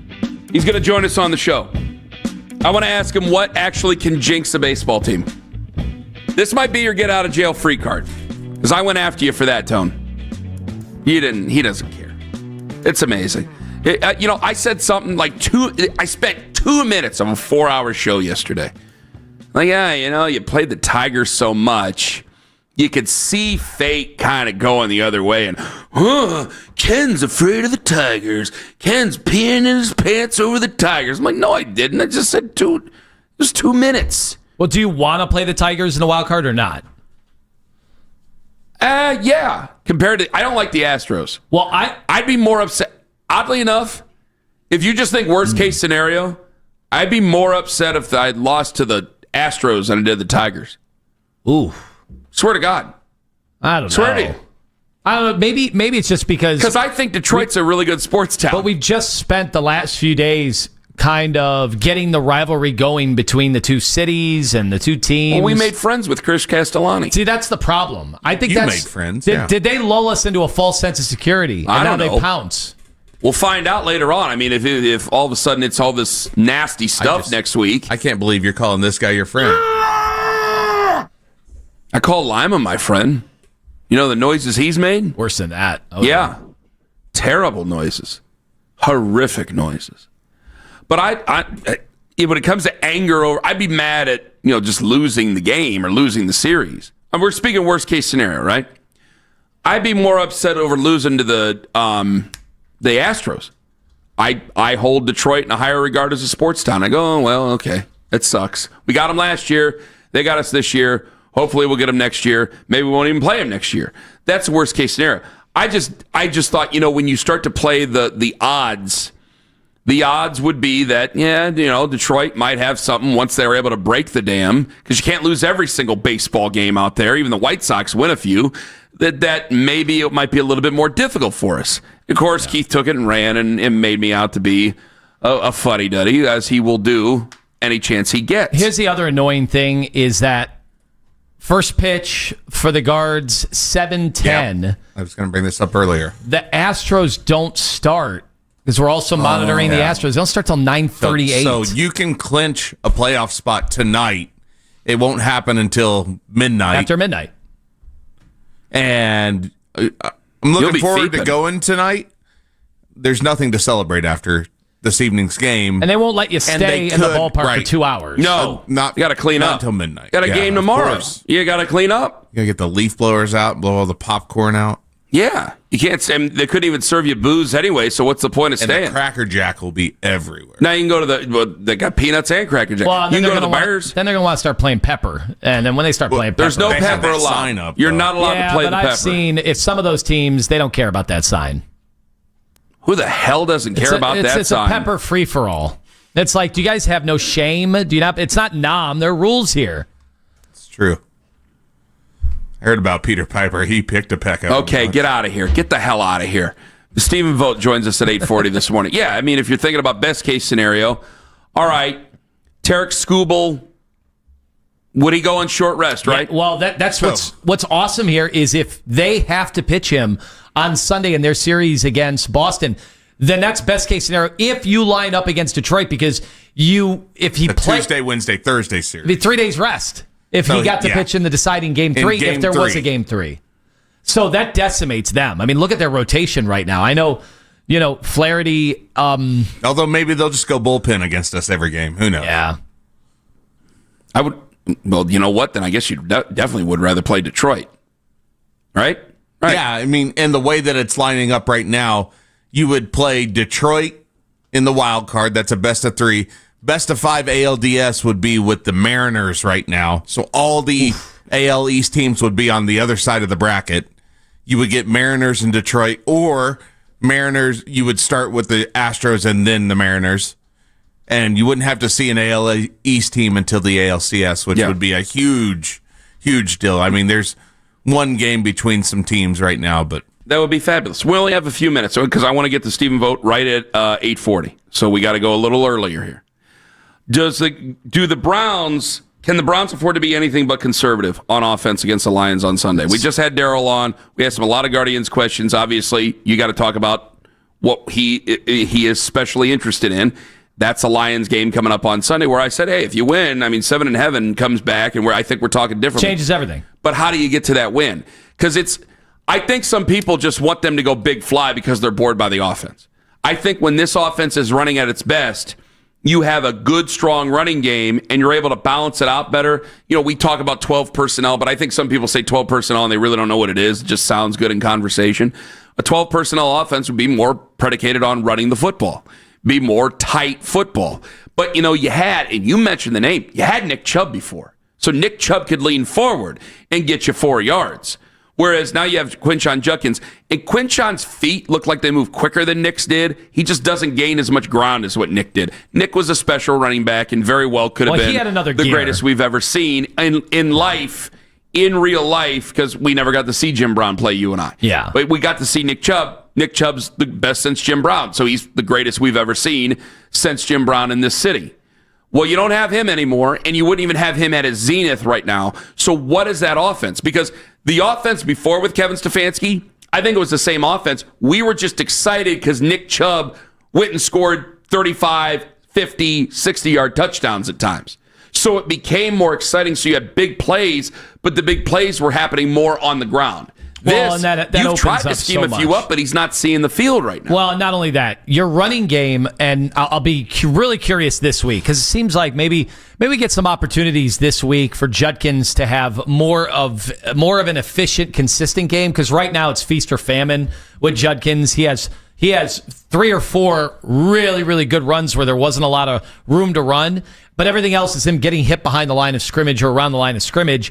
And outside of the 3 runs, he's averaging like 2.8 yards per carry. But the big runs show you like, oh man, there wasn't much of a hole there. He is doing some really, really patient, interesting things, but it hasn't been consistent. Not his fault. It's been the line's fault. So when you're not getting a consistent running game, your receivers aren't creating a ton of separation. Well, I think some of it's his fault because he doesn't have the experience because he got in trouble. Whether you want to say whether it's real, whatever, unfounded, doesn't matter. He still put himself in a bad situation. So it's still, he has to take some of that blame for that. He didn't have a fully padded practice before. He's just getting used to it. I think if he would have been a part of training camp, we'd probably be in a much better spot with the running game as we are going into week 4. So now we're playing catch up there. So I still think it has to be that same type of offense, but you have to respect the running game to be able to open that up. Now I'm hoping Joe will be able to have that confidence and see the field a little bit better because again, they do scheme up some bigger plays. But if you're not finding it, then it's going to be, what's this dink and dunk stuff? Yeah. And there's going to be a lot of tunnel screens, and you're trying to get your balls to your athletes, but it's going to be difficult to do because, again, you don't seem to have the blocking that you need to be able to have that all work out for you. More on that coming up in a bit with Nathan Zegura at 9 o'clock. Up next, the Guardians are charging to the postseason. Steven Vogt, Cleveland Guardians manager, he joins us next to talk about this crazy run and getting this team officially into the postseason coming up here over the weekend. Ken Carman, Anthony Lima, Steven Vogt, and 5 on the Fan. Friends, Ken Carman here.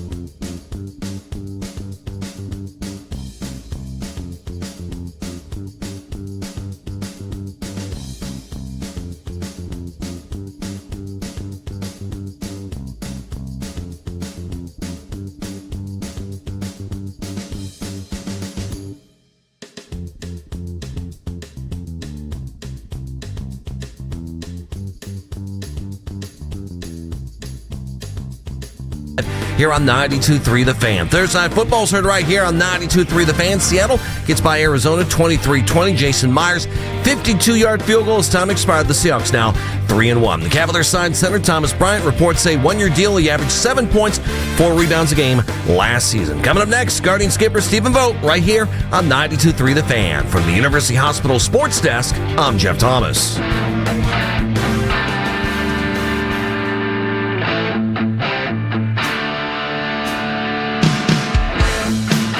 Pivotal series. Finishing the season. Yeah, you knew that. Let's just get right to it. Let's go to the fan hotline and let's welcome in Guardians manager Steven Vogt, which you can see our reactions live on YouTube, by the way. This is totally live at 8:40 and 58 seconds if you're counting at home. Hello, Steven. Good morning, guys. How are you? We're doing well. We're doing real well. We're doing well because the Guardians are doing well. First off, how's David Fry doing? He's doing better. He was able to come into the field yesterday. Really fired the guys up to see him. Obviously, it was a scary moment the other night. But, yeah, he was able to come in, be in the clubhouse for a little while, and then he had to go back home. But he's doing great. He's a tough guy, man. That was ugly. How well did you know Tarek Skubal before the car ride over to, or the truck ride over to the hospital? Not very well at all. I'd maybe introduced myself or had, informal chit chat maybe 2 or 3 times before that. But what a great person to want to go over there and see David right away. So yeah, it was really special. Could you talk about the emotions of that entire day? Because I can't imagine, knowing that it seems like all these games are must win, but that one in particular, the crowd was going absolutely bonkers throughout, and then a hushed silence befell the entire crowd when that went down. And now you still got to play the game. It's not like they cancel the game or you suspend it for another time when everybody can get their emotions back up to a normal level. What was that like? What were you saying to everybody in that dugout?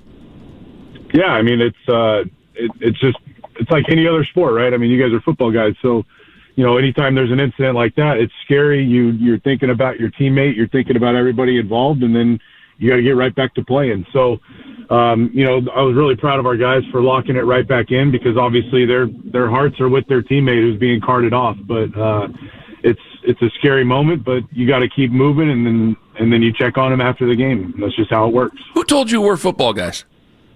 Just going out on a limb that, you guys are football guys. Steven Vogt joining us here on the show, manager of your Cleveland Guardians. Well, he knows me pretty damn well over here. How do you keep them loose in the month of August? It's like, gosh. And, again, football guys are going to start paying attention to football in the city. And then you get, everything's just not going the well. And all of a sudden you guys make this run. It's like, well, how did this come from? It's like, well, it's not luck. It can't all be luck. It can't all be jinxes of other teams and things like that. How do you keep them loose, and how do you keep them going positive and not giving up on the year? I think, there's no other choice when it's, with baseball, 162 games, you have to be in a good mood every day. You have to be happy. You have to love it. You have to show up knowing you're going to win that day. You have to, and it's a choice. You make a choice every single day to show up and put your work in, because you never know with baseball. With baseball, you never know. You're only as good as your starting pitcher and the other team's starting pitcher that night. And you go out and you play well, you take care of your business, you can win every single game. So you just have to keep showing up and stay positive, and there's no other way to do it. All right, you said showing up. Well, the fans are showing up too, and you told them, you implored them, come on out. The final 6 games, so far so good. How do you feel about how the fans have responded, and knowing that there's still 3 games and then whatever happens after that? Yeah, it's been awesome. I couldn't be more thankful for our fans showing up. I mean, it's a playoff energy right now. They are bringing us a playoff energy during this last week of the season.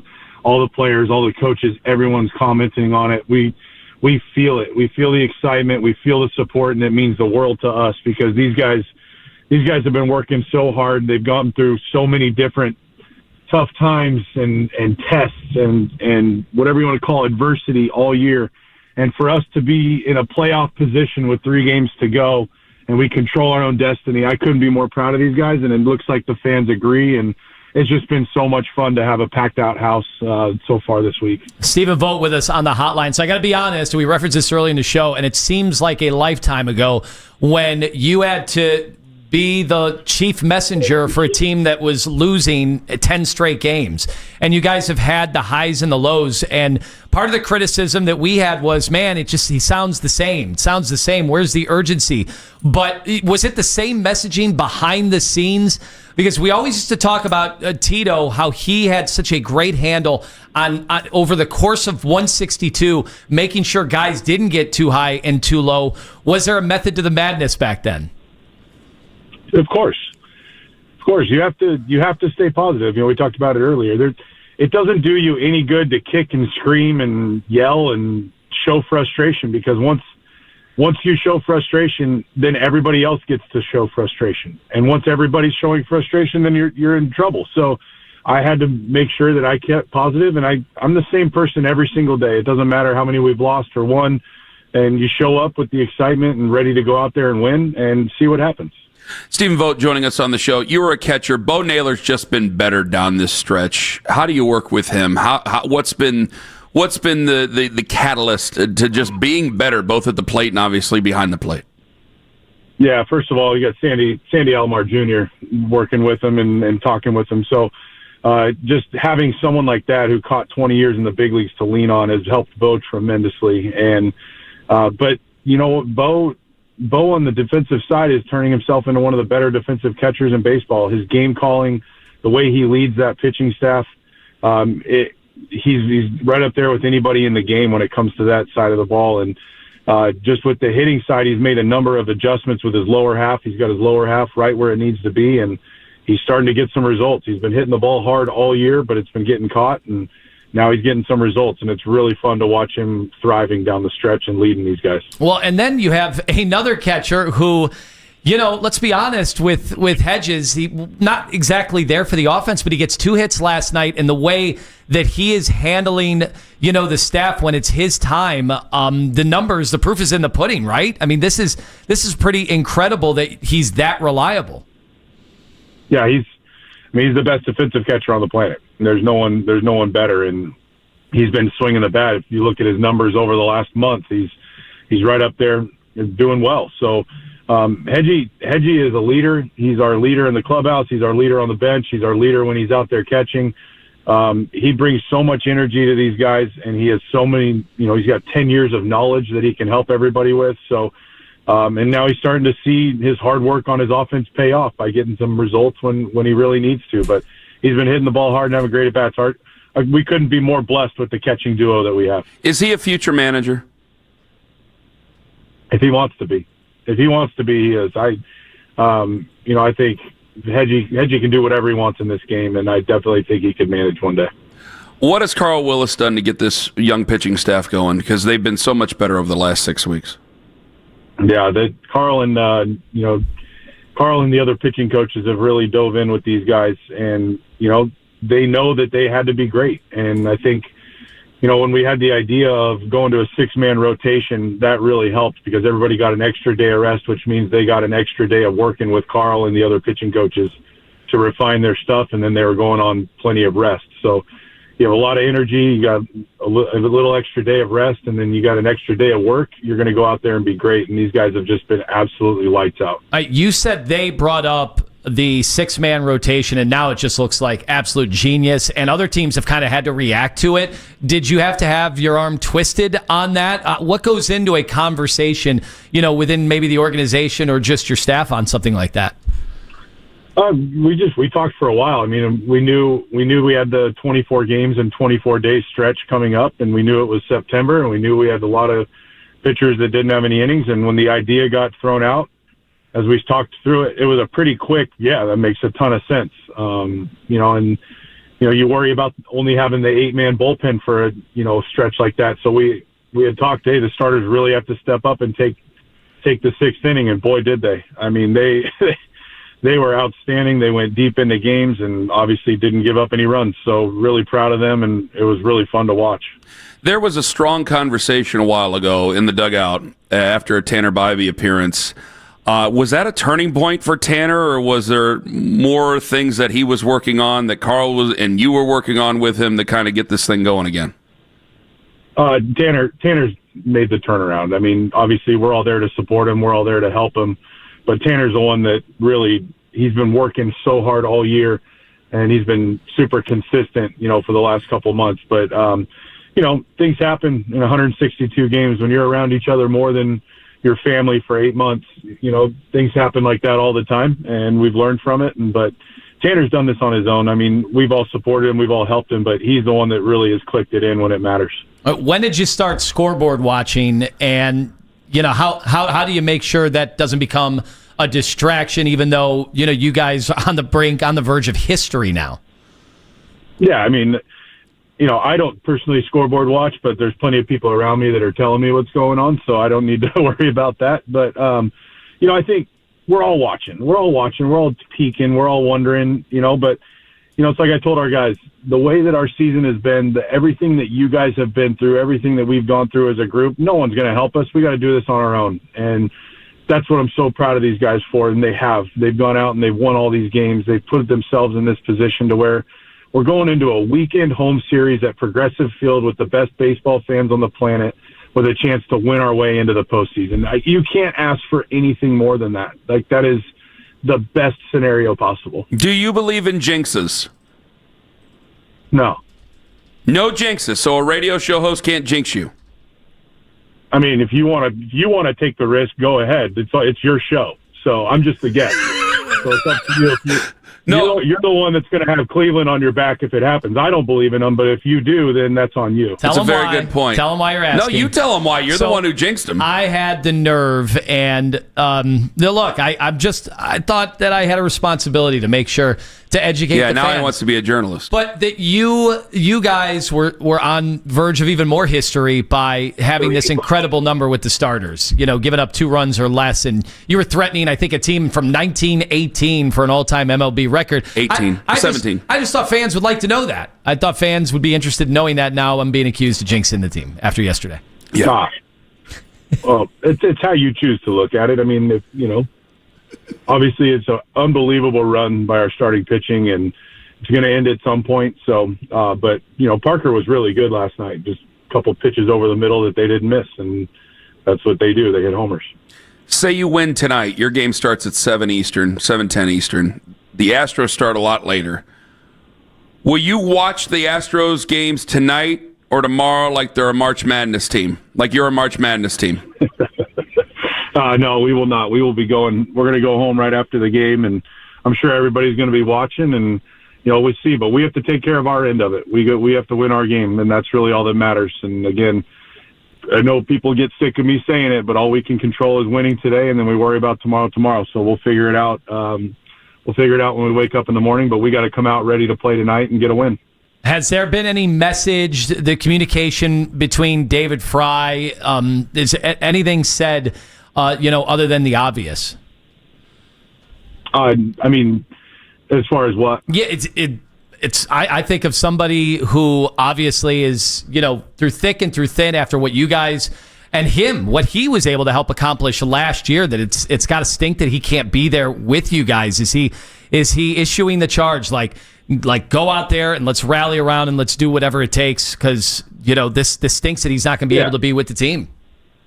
Yeah. No, I mean, definitely. I mean, the guys brought his jersey down to the dugout, and I mean, David's one of our biggest leaders. He's been a huge part of our team, not only on the field but in the dugout and the clubhouse. And these guys love each other, man. I mean, it's like I told you, you're 8 months. You're with each other more than you're with your family, and you're traveling. You're going everywhere every single day, and day in and day out, they are supporting each other. And David's been a big part of that. So, absolutely, the guys want to rally for David.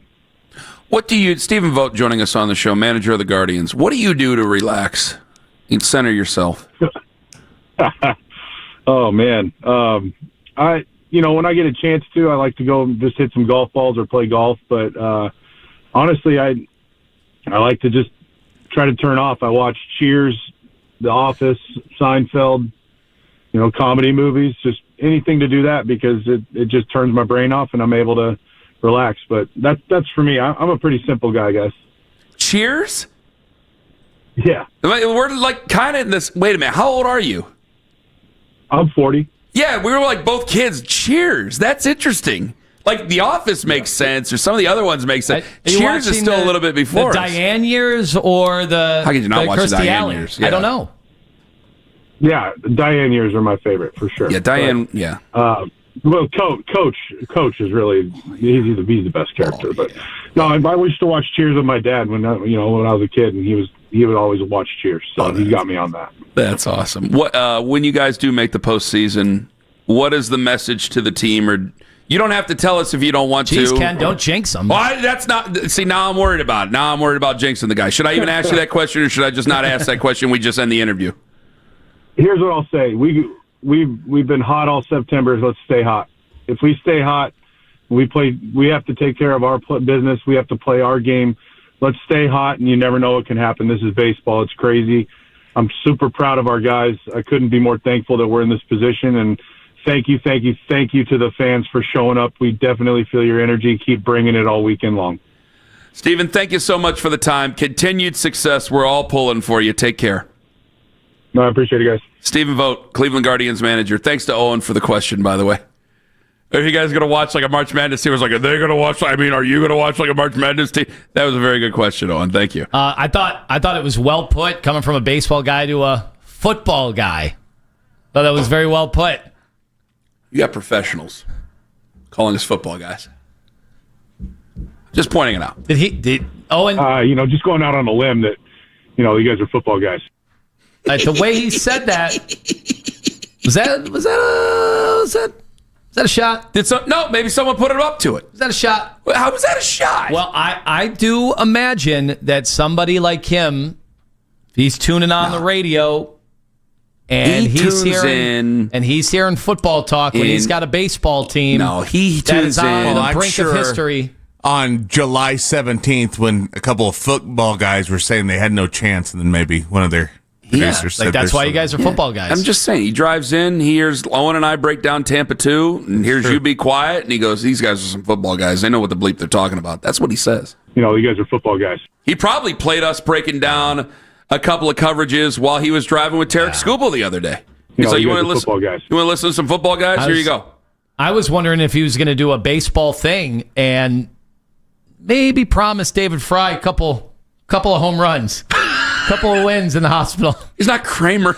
I thought maybe those were going to be the words. If they don't get Paul O'Neill to throw out that first pitch. Big thanks to Steven Vogt, who joined us on the show. That's going up immediately. Again, you could have watched it live, and it's right there. You can go back if you want to on 92.3 The Fan's YouTube page right now. It's fantastic stuff. You can watch live, as always, because we're about to go back-to-back, belly to belly, with Nathan Zegura, who's about to join us in just moments, where what can Kevin Stefanski do to help Joe Flacco see the whole field, or is the real problem with the offense itself and everywhere else but Joe? I want to ask Nathan that question. Ken Carman, Anthony Lyman, take us with you to work on the free Odyssey app, and watch us again for free on YouTube.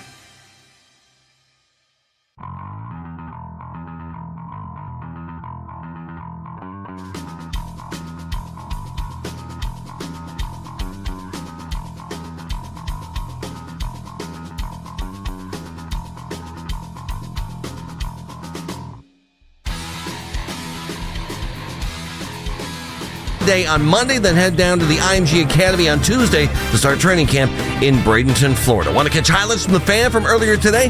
Get over to 923thefan.com or favorite 923 The Fan on the Odyssey app for all today's headline segments. Headline sports news every 20 minutes right here on 923 The Fan. From the University Hospital Sports Desk, I'm Jeff Thomas.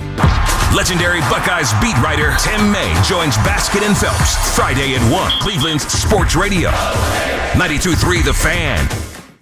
The way that our season has been, everything that you guys have been through, everything that we've gone through as a group, no one's going to help us. We got to do this on our own. That's what I'm so proud of these guys for, and they have. They've gone out and they've won all these games. They've put themselves in this position to where we're going into a weekend home series at Progressive Field with the best baseball fans on the planet with a chance to win our way into the postseason. You can't ask for anything more than that. Like, that is the best scenario possible. Steven Vogt, manager of your Cleveland Guardians. And right now, what an opportunity. You could be a winner. Enter the code word GLOBE at 923thefan.com before 10 a.m. Your chance to win pair of tickets to the All Cleveland Fest Globe Iron on Saturday, October 4th, starting at 3 p.m. A huge event celebrating local athletes, artists, and musicians. All proceeds going to the Greater Cleveland Food Bank. Get tickets and info at globeIronCLE.com. Hell yeah! Just had Steven Vogt on the show, brothers and sisters, and you can hear that 923thefan.com. The manager of your Cleveland Guardians, who are now on a tie, and with the tiebreaker, they're in first place in the AL Central as they get set to start a Texas series tonight. But we do have a game on Sunday, and 92.3 The Fan is the flagship home for your Cleveland Browns. You know, you guys are football guys. And as Steven Vogt knows, we are football guys. You know what? Do they have a chance to make us baseball guys by the end of the season? You know, you guys are football guys. Well, I mean, you can't be two different guys. Like Vince Lombardi coached a basketball team. Did you know that? I did not. Yeah. Wes Fessler coached a football and a basketball team. Did you know that? No. You didn't know who Wes Fessler is, do you? No. Wessler, I knew. Didn't he coach at like Missouri Southern in 1948, and you read that book about it or something? He was a coach. Wormuth book. He was a coach at Ohio State University. The guy who went to Ohio State should know it, but he doesn't because he's a dummy, and he should know that. He ended up being the head coach at Minnesota. Yeah, I bet you didn't know that. Lombo at St. Ed's was a varsity basketball coach. I don't mean to call you a dummy. I'm sorry. Really? I didn't know that either. I guess I'm the dummy.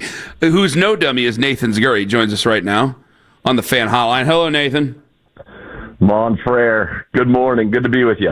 All right. We just had the manager of the Cleveland Guardians call us football guys. Was that an intended shot?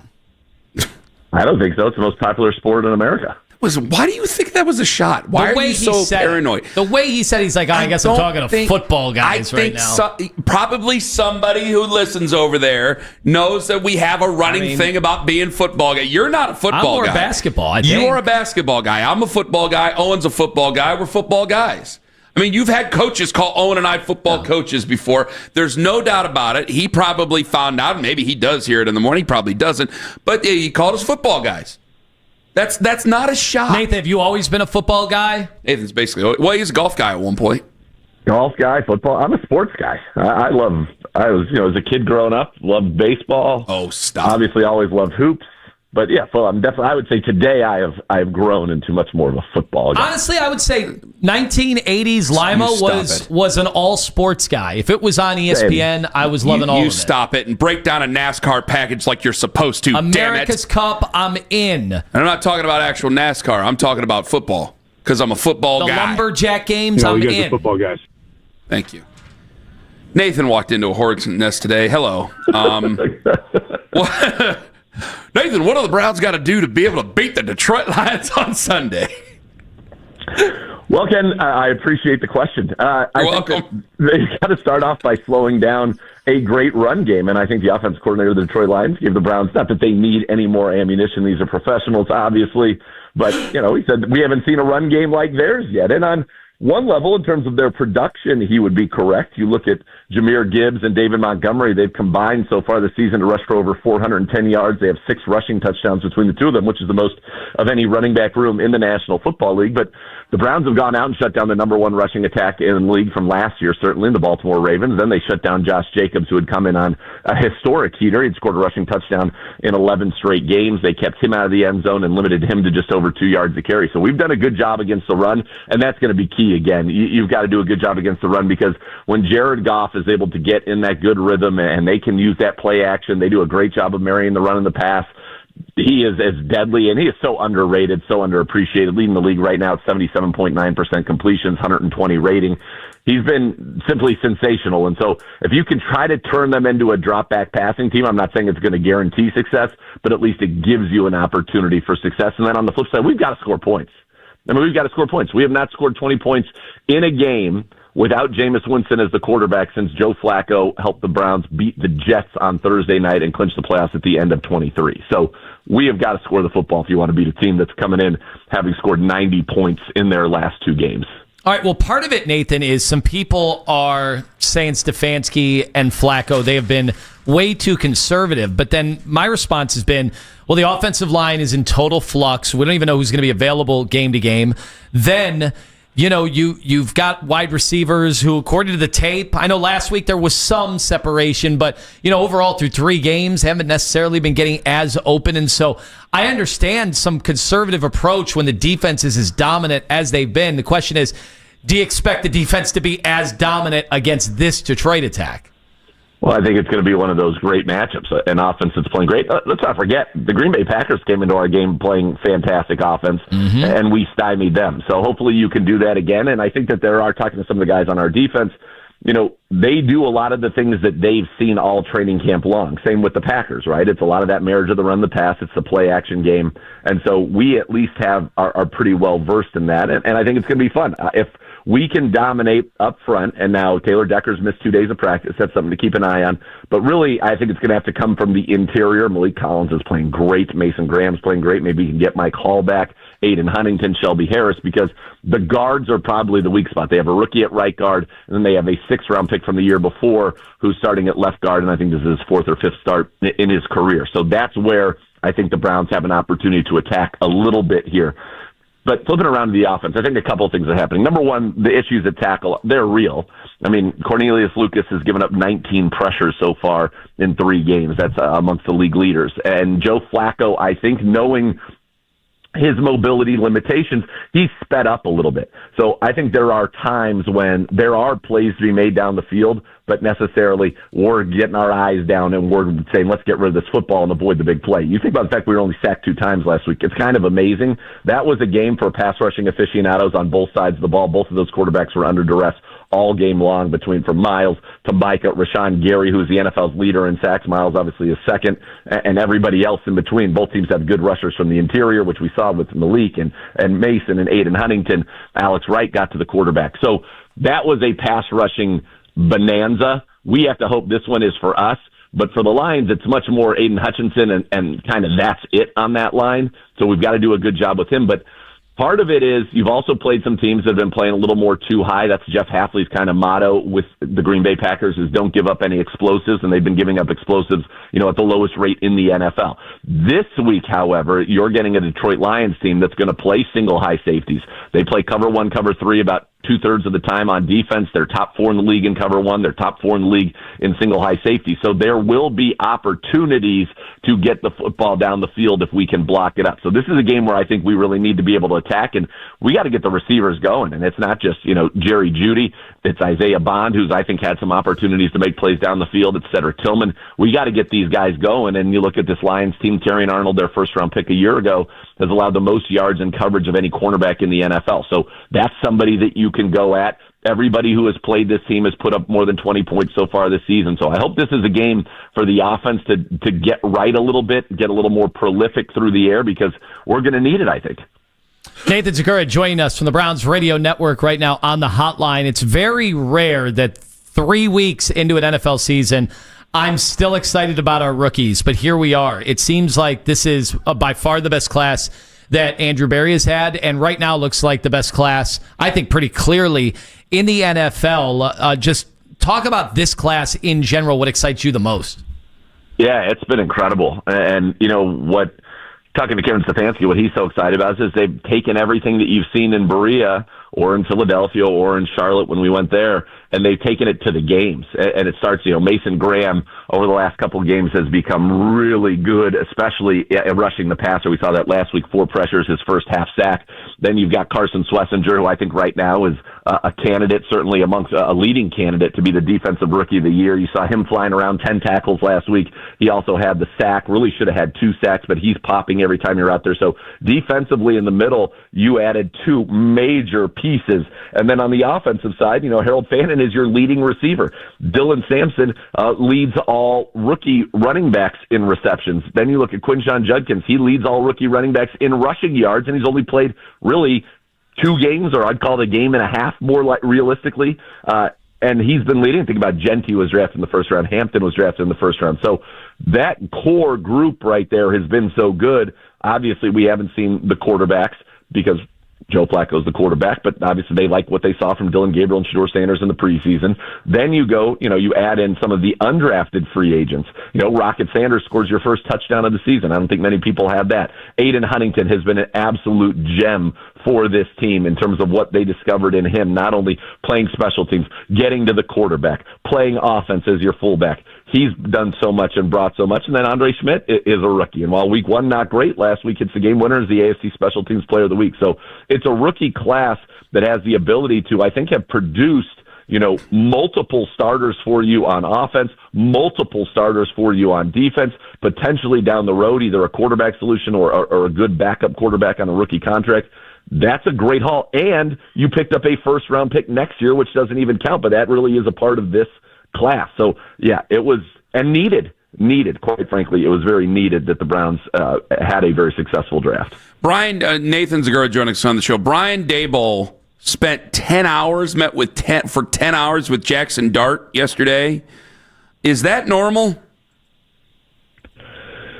Like 10 consecutive hours? Just the two of them? According to Pelissero and all the other ones, he spent 10 hours with Jackson Dart yesterday, getting ready. I imagine they're there in the building for 10 hours, so maybe. But the fact that it's being reported by Pelissero makes me think that it is somewhat unusual, and they're really trying to get him up to speed. I don't know. Did you guys see the clip of Dexter Lawrence? Yes, we played it. Boy, he didn't look happy. Yeah. No, so that's one of those things that makes me just kind of I don't know really how to read it, but it certainly gets my attention and would make me think that Dexter Lawrence doesn't think necessarily Jackson Dart is really ready for this tough game to put him into against a very good Chargers defense. And the 10 hours would suggest that they're trying to do everything they can to make sure he is ready. It's an interesting situation. I don't think it's necessarily the wrong situation. I don't think they're going anywhere with Russell Wilson, but it's an interesting situation, and one that I think will be a good fun storyline to watch this weekend. Yeah, I'm sure, Nathan, that Mike Patton was like, yeah, I had 8 hours with Johnny Manziel. Now, he was in a closet, and we were looking for him, but he was in the building, so that counted, right? You don't have to comment on that, Nathan. Yeah, you don't have to comment on that. That's right. That'd be unfair. Terrible. I watched Dylan Raiola. Now, hey, I know you're a pro guy. I just got to ask you, though. I watched Dylan Raiola last week, and it just looked like he was trying. That's the Mahomes impersonator, right? Yeah, exactly, because this is where I'm going with it. I think he was trying to make it harder than what it was. Like, it's just throw the ball normal. Just throw you have a slant that's open, stand and deliver the damn football. And instead we got side arming, we got a back shoulder and off our back foot and all this other crap. And I see that. I mean, you saw the arm slot thing going on with Arch Manning now, which I don't think Arch Manning is going to be influenced that much because who his uncles are. But I see this all the time now, and I'm like, has Patrick Mahomes ruined young quarterbacks? So I don't know that he's ruined young quarterbacks, but I think it's in much the way that, you go to youth basketball and you see every kid trying to be Steph Curry and shooting threes. And it's just, that's what has been successful. That's what's been popular. And so people like to imitate the great ones. I mean, Kobe Bryant could not have been more of a facsimile, or tried to be anyway, and he said so, of Michael Jordan. So I think it's just kind of human nature that you want to be what has been the best. I think Raiola takes it to a wild extreme. Yeah, that's one way to put it. I'm not.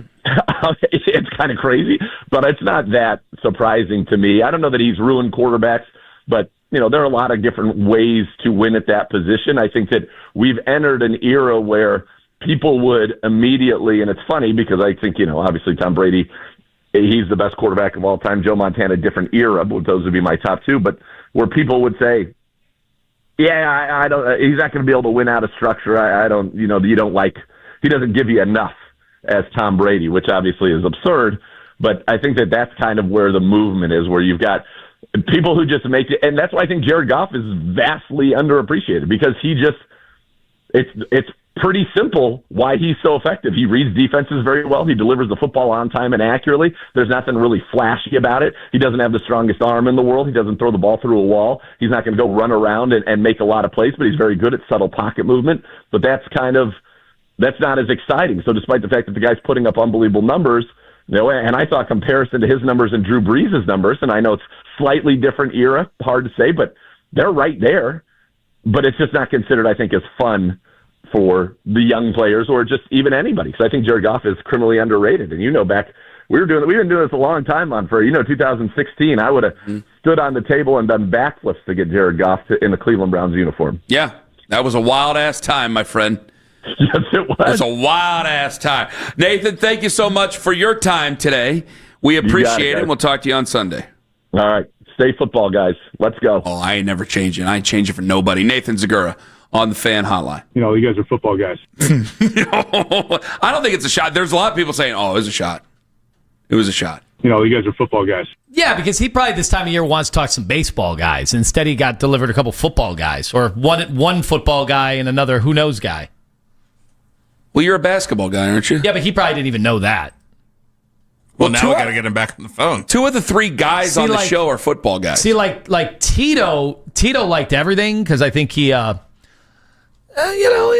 he watched a bunch of games with some other interests. What are you trying to say? But are you trying? Reckless speculation. But I know Tito absolutely loved him some college hoops, and so he'd probably be happy to talk to a basketball guy at times. Are we doing coming in hot today? Kenny, I thought last week they might have earned one more week. It was better last week. I know. We'll give them another chance. All right, coming in hot, 9:45, 216-474-0092. What the Browns need to do to beat the Detroit Lions and get us doing 7 in heaven next week. It's coming up in 5 on the Fan. It's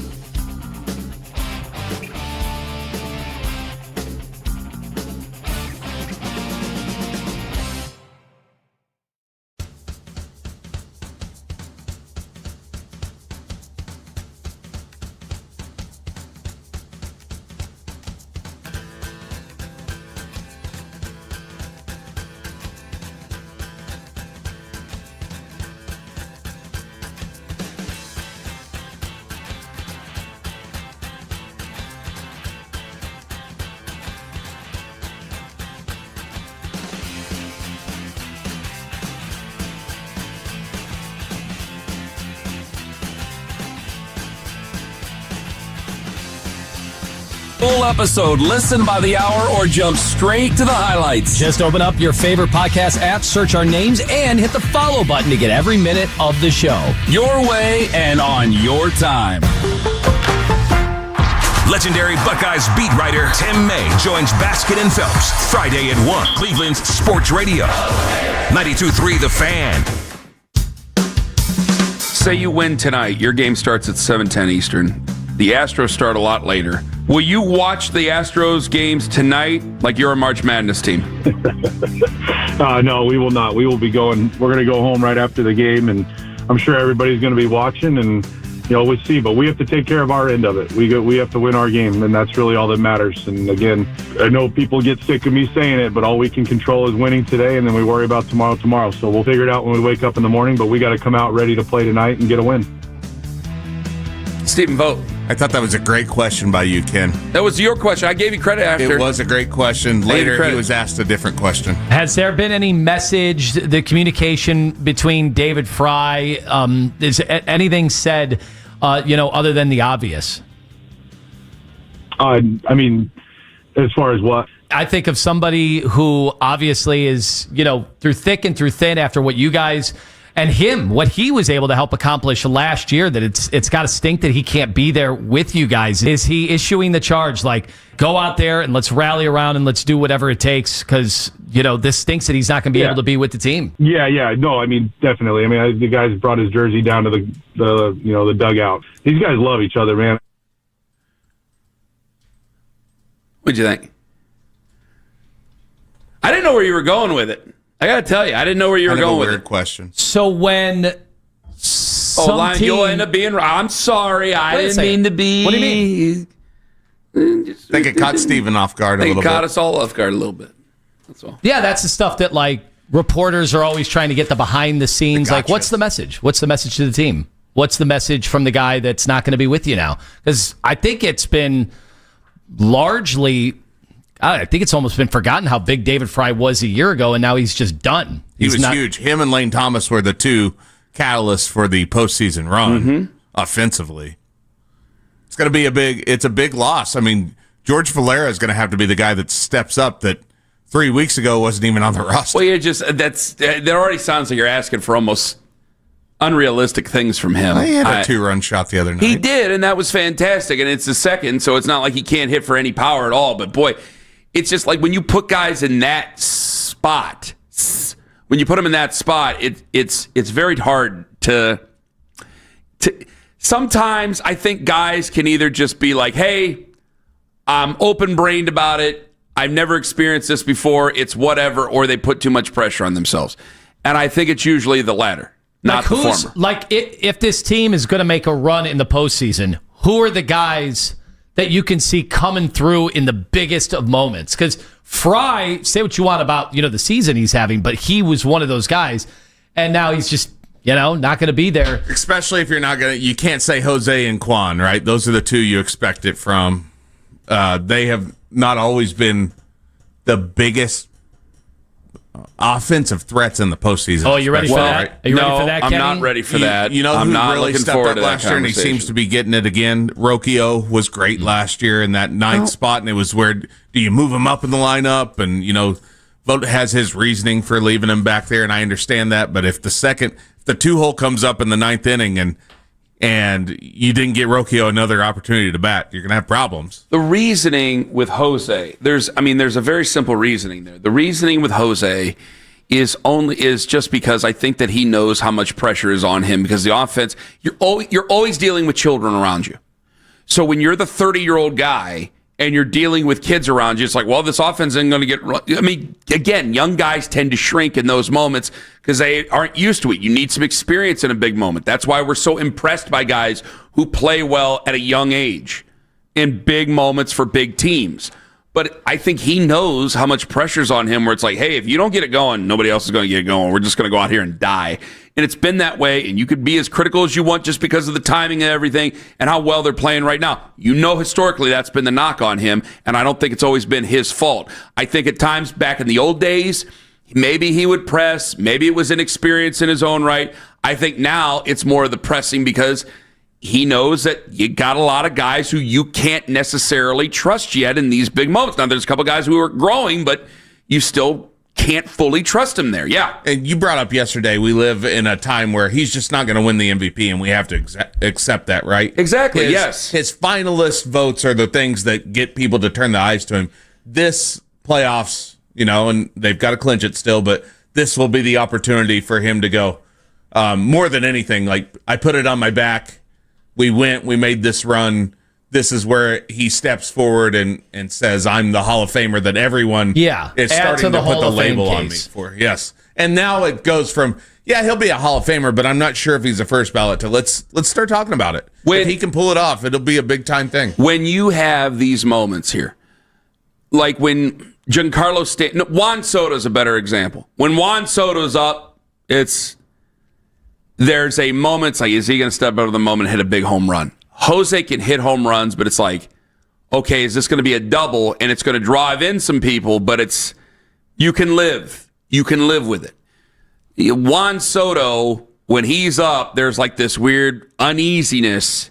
Now, I know he's playing for the Mets now, obviously, but last year when he was up, like there was a thing in the back of your head kind of like, oh boy. And then he actually did it, and it sucks the wind right out of the stadium at that time. And I think a lot of people think more Judge in that way. Either one of those guys, it's like, oh, God, here's a big threat, and it can kind of scare you a bit.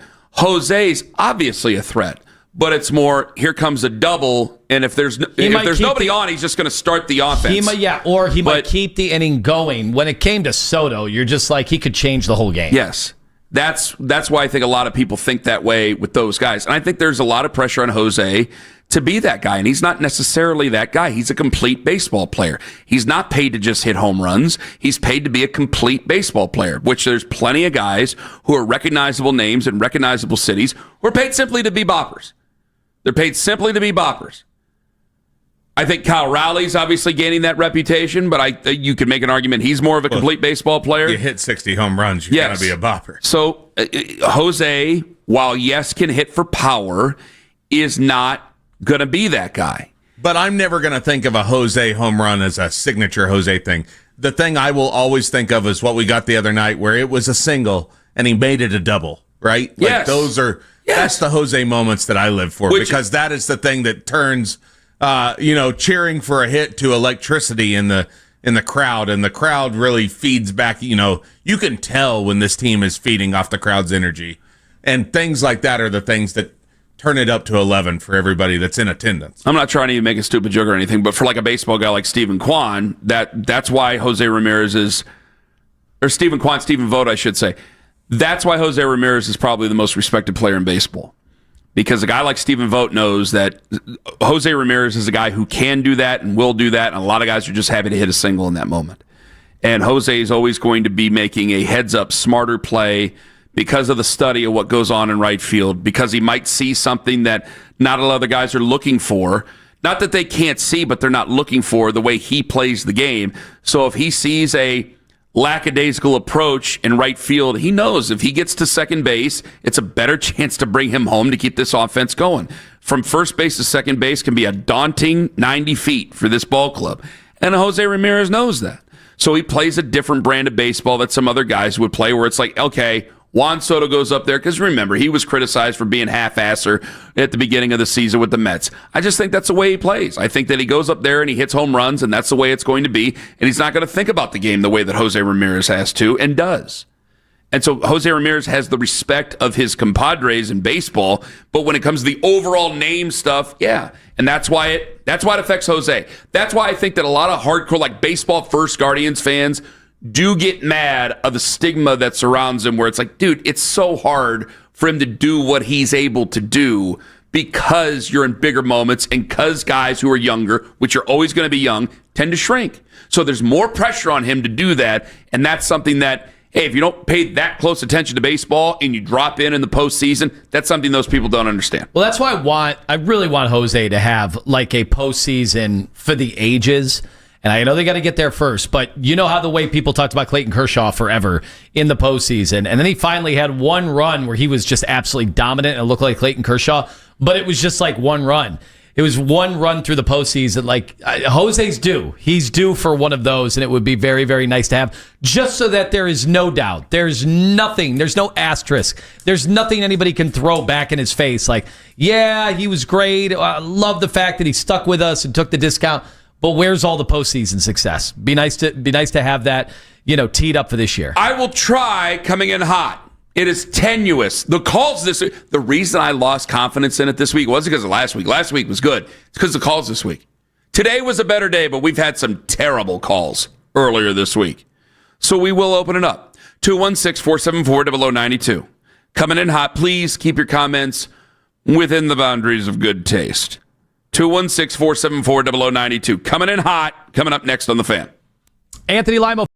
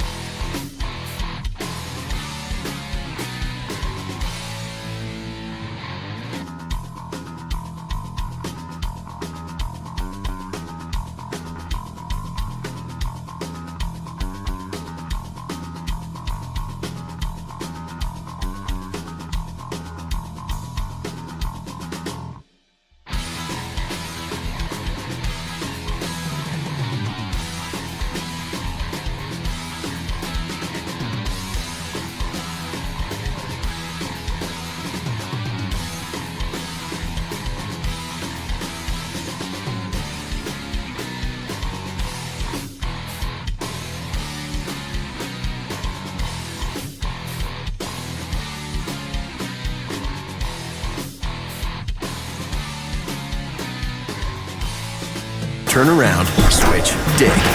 Because when you've got the versatility to tackle just about any job and dealer support in your own backyard, you just have to get in the seat. Find the right compact tractor for you at johndeere.com. The Guardians' push to the playoffs is on. This is the place for breaking Guardians news. We are Sports Radio 92.3 The Fan.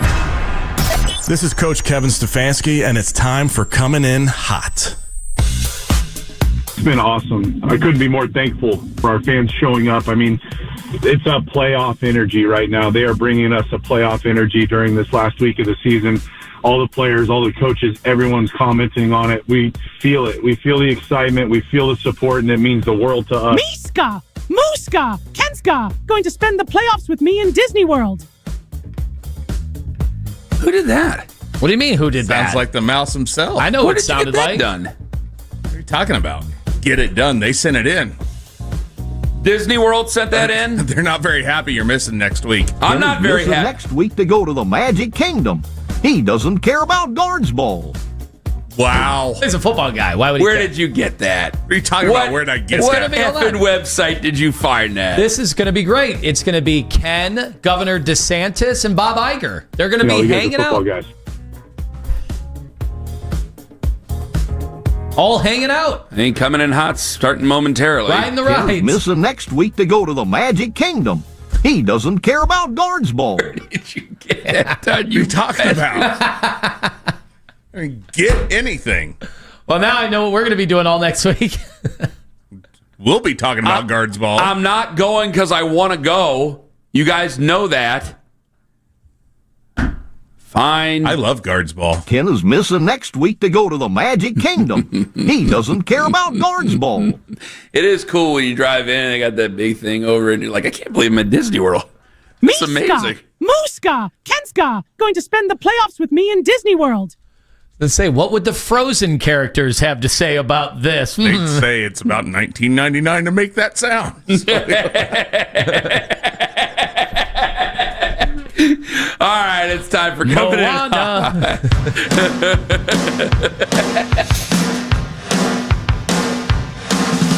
All right, Cleveland, it's time to get whatever you want off your chest. Cleveland, you're coming in hot. The phone lines are open now. 216-474-0092. Please keep your comments within the boundaries of good taste. We beg of you. Hello, you're coming in hot. Man, these calls have been so bad lately. I'm sure it's been giving you guys, other listeners, a headache because it's been giving me one too. Nope, you're not going to do that. Oh, I come know where you're on. going He with was it, gonna and give it a ain't going to happen. prescription. I know where you're going with it, and it ain't going to happen. It's a prescription. I know where you're going with it, and it ain't going to happen. He's going to say cowbell. You got a better chance getting your Jim Boeheim calls in than them. Ain't doing that. No, sirree. Hello, you're coming in hot. What's up, my man? Hi. You got Lawrence. You got Lawrence. Hey, you guys have a great day, man. Scotty? What's up, my man? Have a great one. Hey, this is Lawrence. Got Lawrence here. I thought the start was Chris from Detroit. Mitch has heard that like 18 times since he's been on this show, and he's like looking at you guys like, what's going on? What's happening here? Hello, you're coming in hot. Joe Flacco, you're so fine. With the arm, you blow my mind. Hey, Flacco. Hey, Flacco. Go defense. You keep it in. You keep it in these games. Go defense. Go defense. Hey, Lima, you're so fine. You rotate Carmen all the time. Go Lima. Go Lima. Hey, Carmen, you're so fat. You're so fat. You can't wear hats. Go Carmen. Go Carmen. Daisy dips. It's all he eats. He likes to eat the Daisy dips. Go Carmen. Go Carmen. All right, that's all I got. Thanks, guys. Thank you. There was a point after one of your Daisy Dips today where the video stayed up, but the sound didn't, and all you see on YouTube is you patting your belly to royalty-free music. Yes. It's hurt my ribs doing that. You don't have enough padding. Hello, you're coming in hot. Yeah, I want to do a power ranking because Ken's been saying some really revealing stuff lately. Hold on. So let's go. Let's cue it up. Hold on. Yeah, you got to wait for the music, hold for the buddy. music. Hold on There's now. rules here. we go. All right, here we go. So this is a power ranking of the most revealing things Ken's ever said on the show. And we're going to go from 3 to 1, okay? Here we go. Okay. Number 3, battle diversity. That one was pretty recent.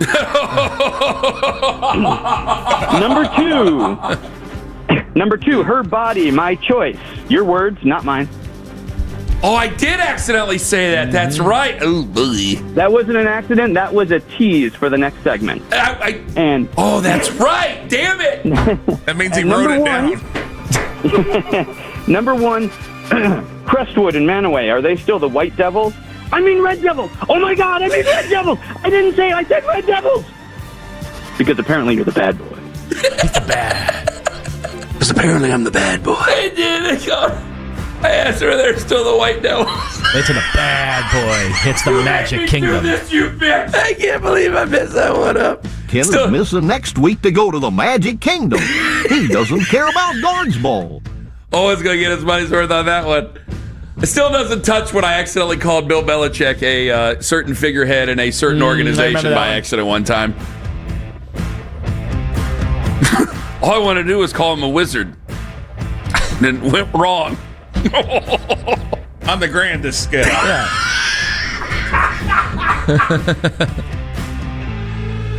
Hello, you're coming in hot. Disappointed I won't be able to watch a comeback or choke on the internet next week in Ohio. Oh, boy. They've infiltrated. Hello, you're coming in hot. Hey, Phil Pesci here. Use amuses me like a clown with those Daisy Dip commercials. Please don't quit your day job. Enjoy your success. Thank you. Yeah, give him A for effort. He tried. Do you remember him in The Super? I do. You remember him in Gone Fishing? Yes. I do. My mom had that on VHS. All the bad movies, she had them. Hello, you're coming in hot. Wouldn't you like to get away? All those nights when you got no light, your check is in the mail. Then your little angel hung the cattle by his tail. Then your third fiance didn't show. Come on, it's for Vogt, boys. Sometimes you want to go where everybody knows your name. Dun, dun, dun, dun. And they're always glad you came. Dun, dun, dun. You want to be where you can see the troubles all are the same. You want to go where everybody knows your name. It's a good song. See, I thought he was... I'm afraid to sing with him because I'm afraid they're going to throw in different lyrics and I'm going to cover him up by accident. Steven Vogt, a Cheers fan. That's crazy. I've been watching a lot of it. I'm on season 5 right now. What about Golden Diana Girls? just left. Golden Girls was before us, but I like Golden Girls. I did that a lot when I was still on cable. It was a lot of Lifetime Saturday morning. Yeah. Get that right into HGTV, and they told me how to fix my fireplace. Rue McClanahan, so insatiable. I was 227. That was me. I watched 227 back in the day. That was on WOIO back in the day. Yeah. Marla Gibbs? Yep. Hello, you're coming in hot. The Guardians are going to choke, and the Browns are going to get... It's just against the spirit of coming in hot. I mean, you could be mean, but we can take 2 more. Hello, you're coming in hot. Lima's dad went to the store to get his mom more Tylenol.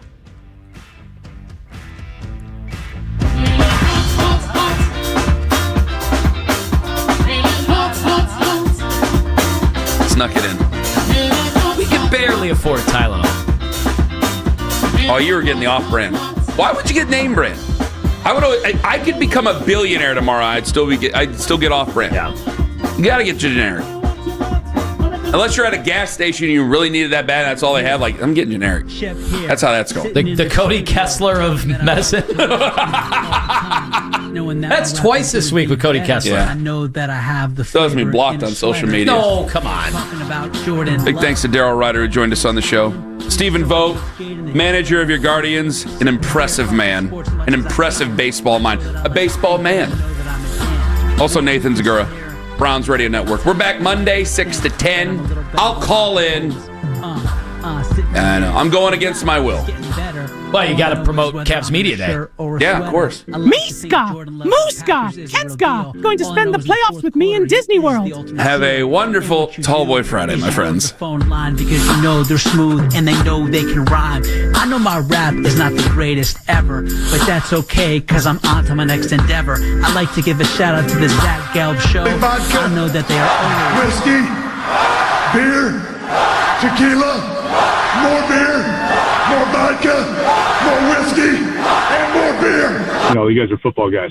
Hey, sounds good. Where's your entourage now? Cool, I got on the last show.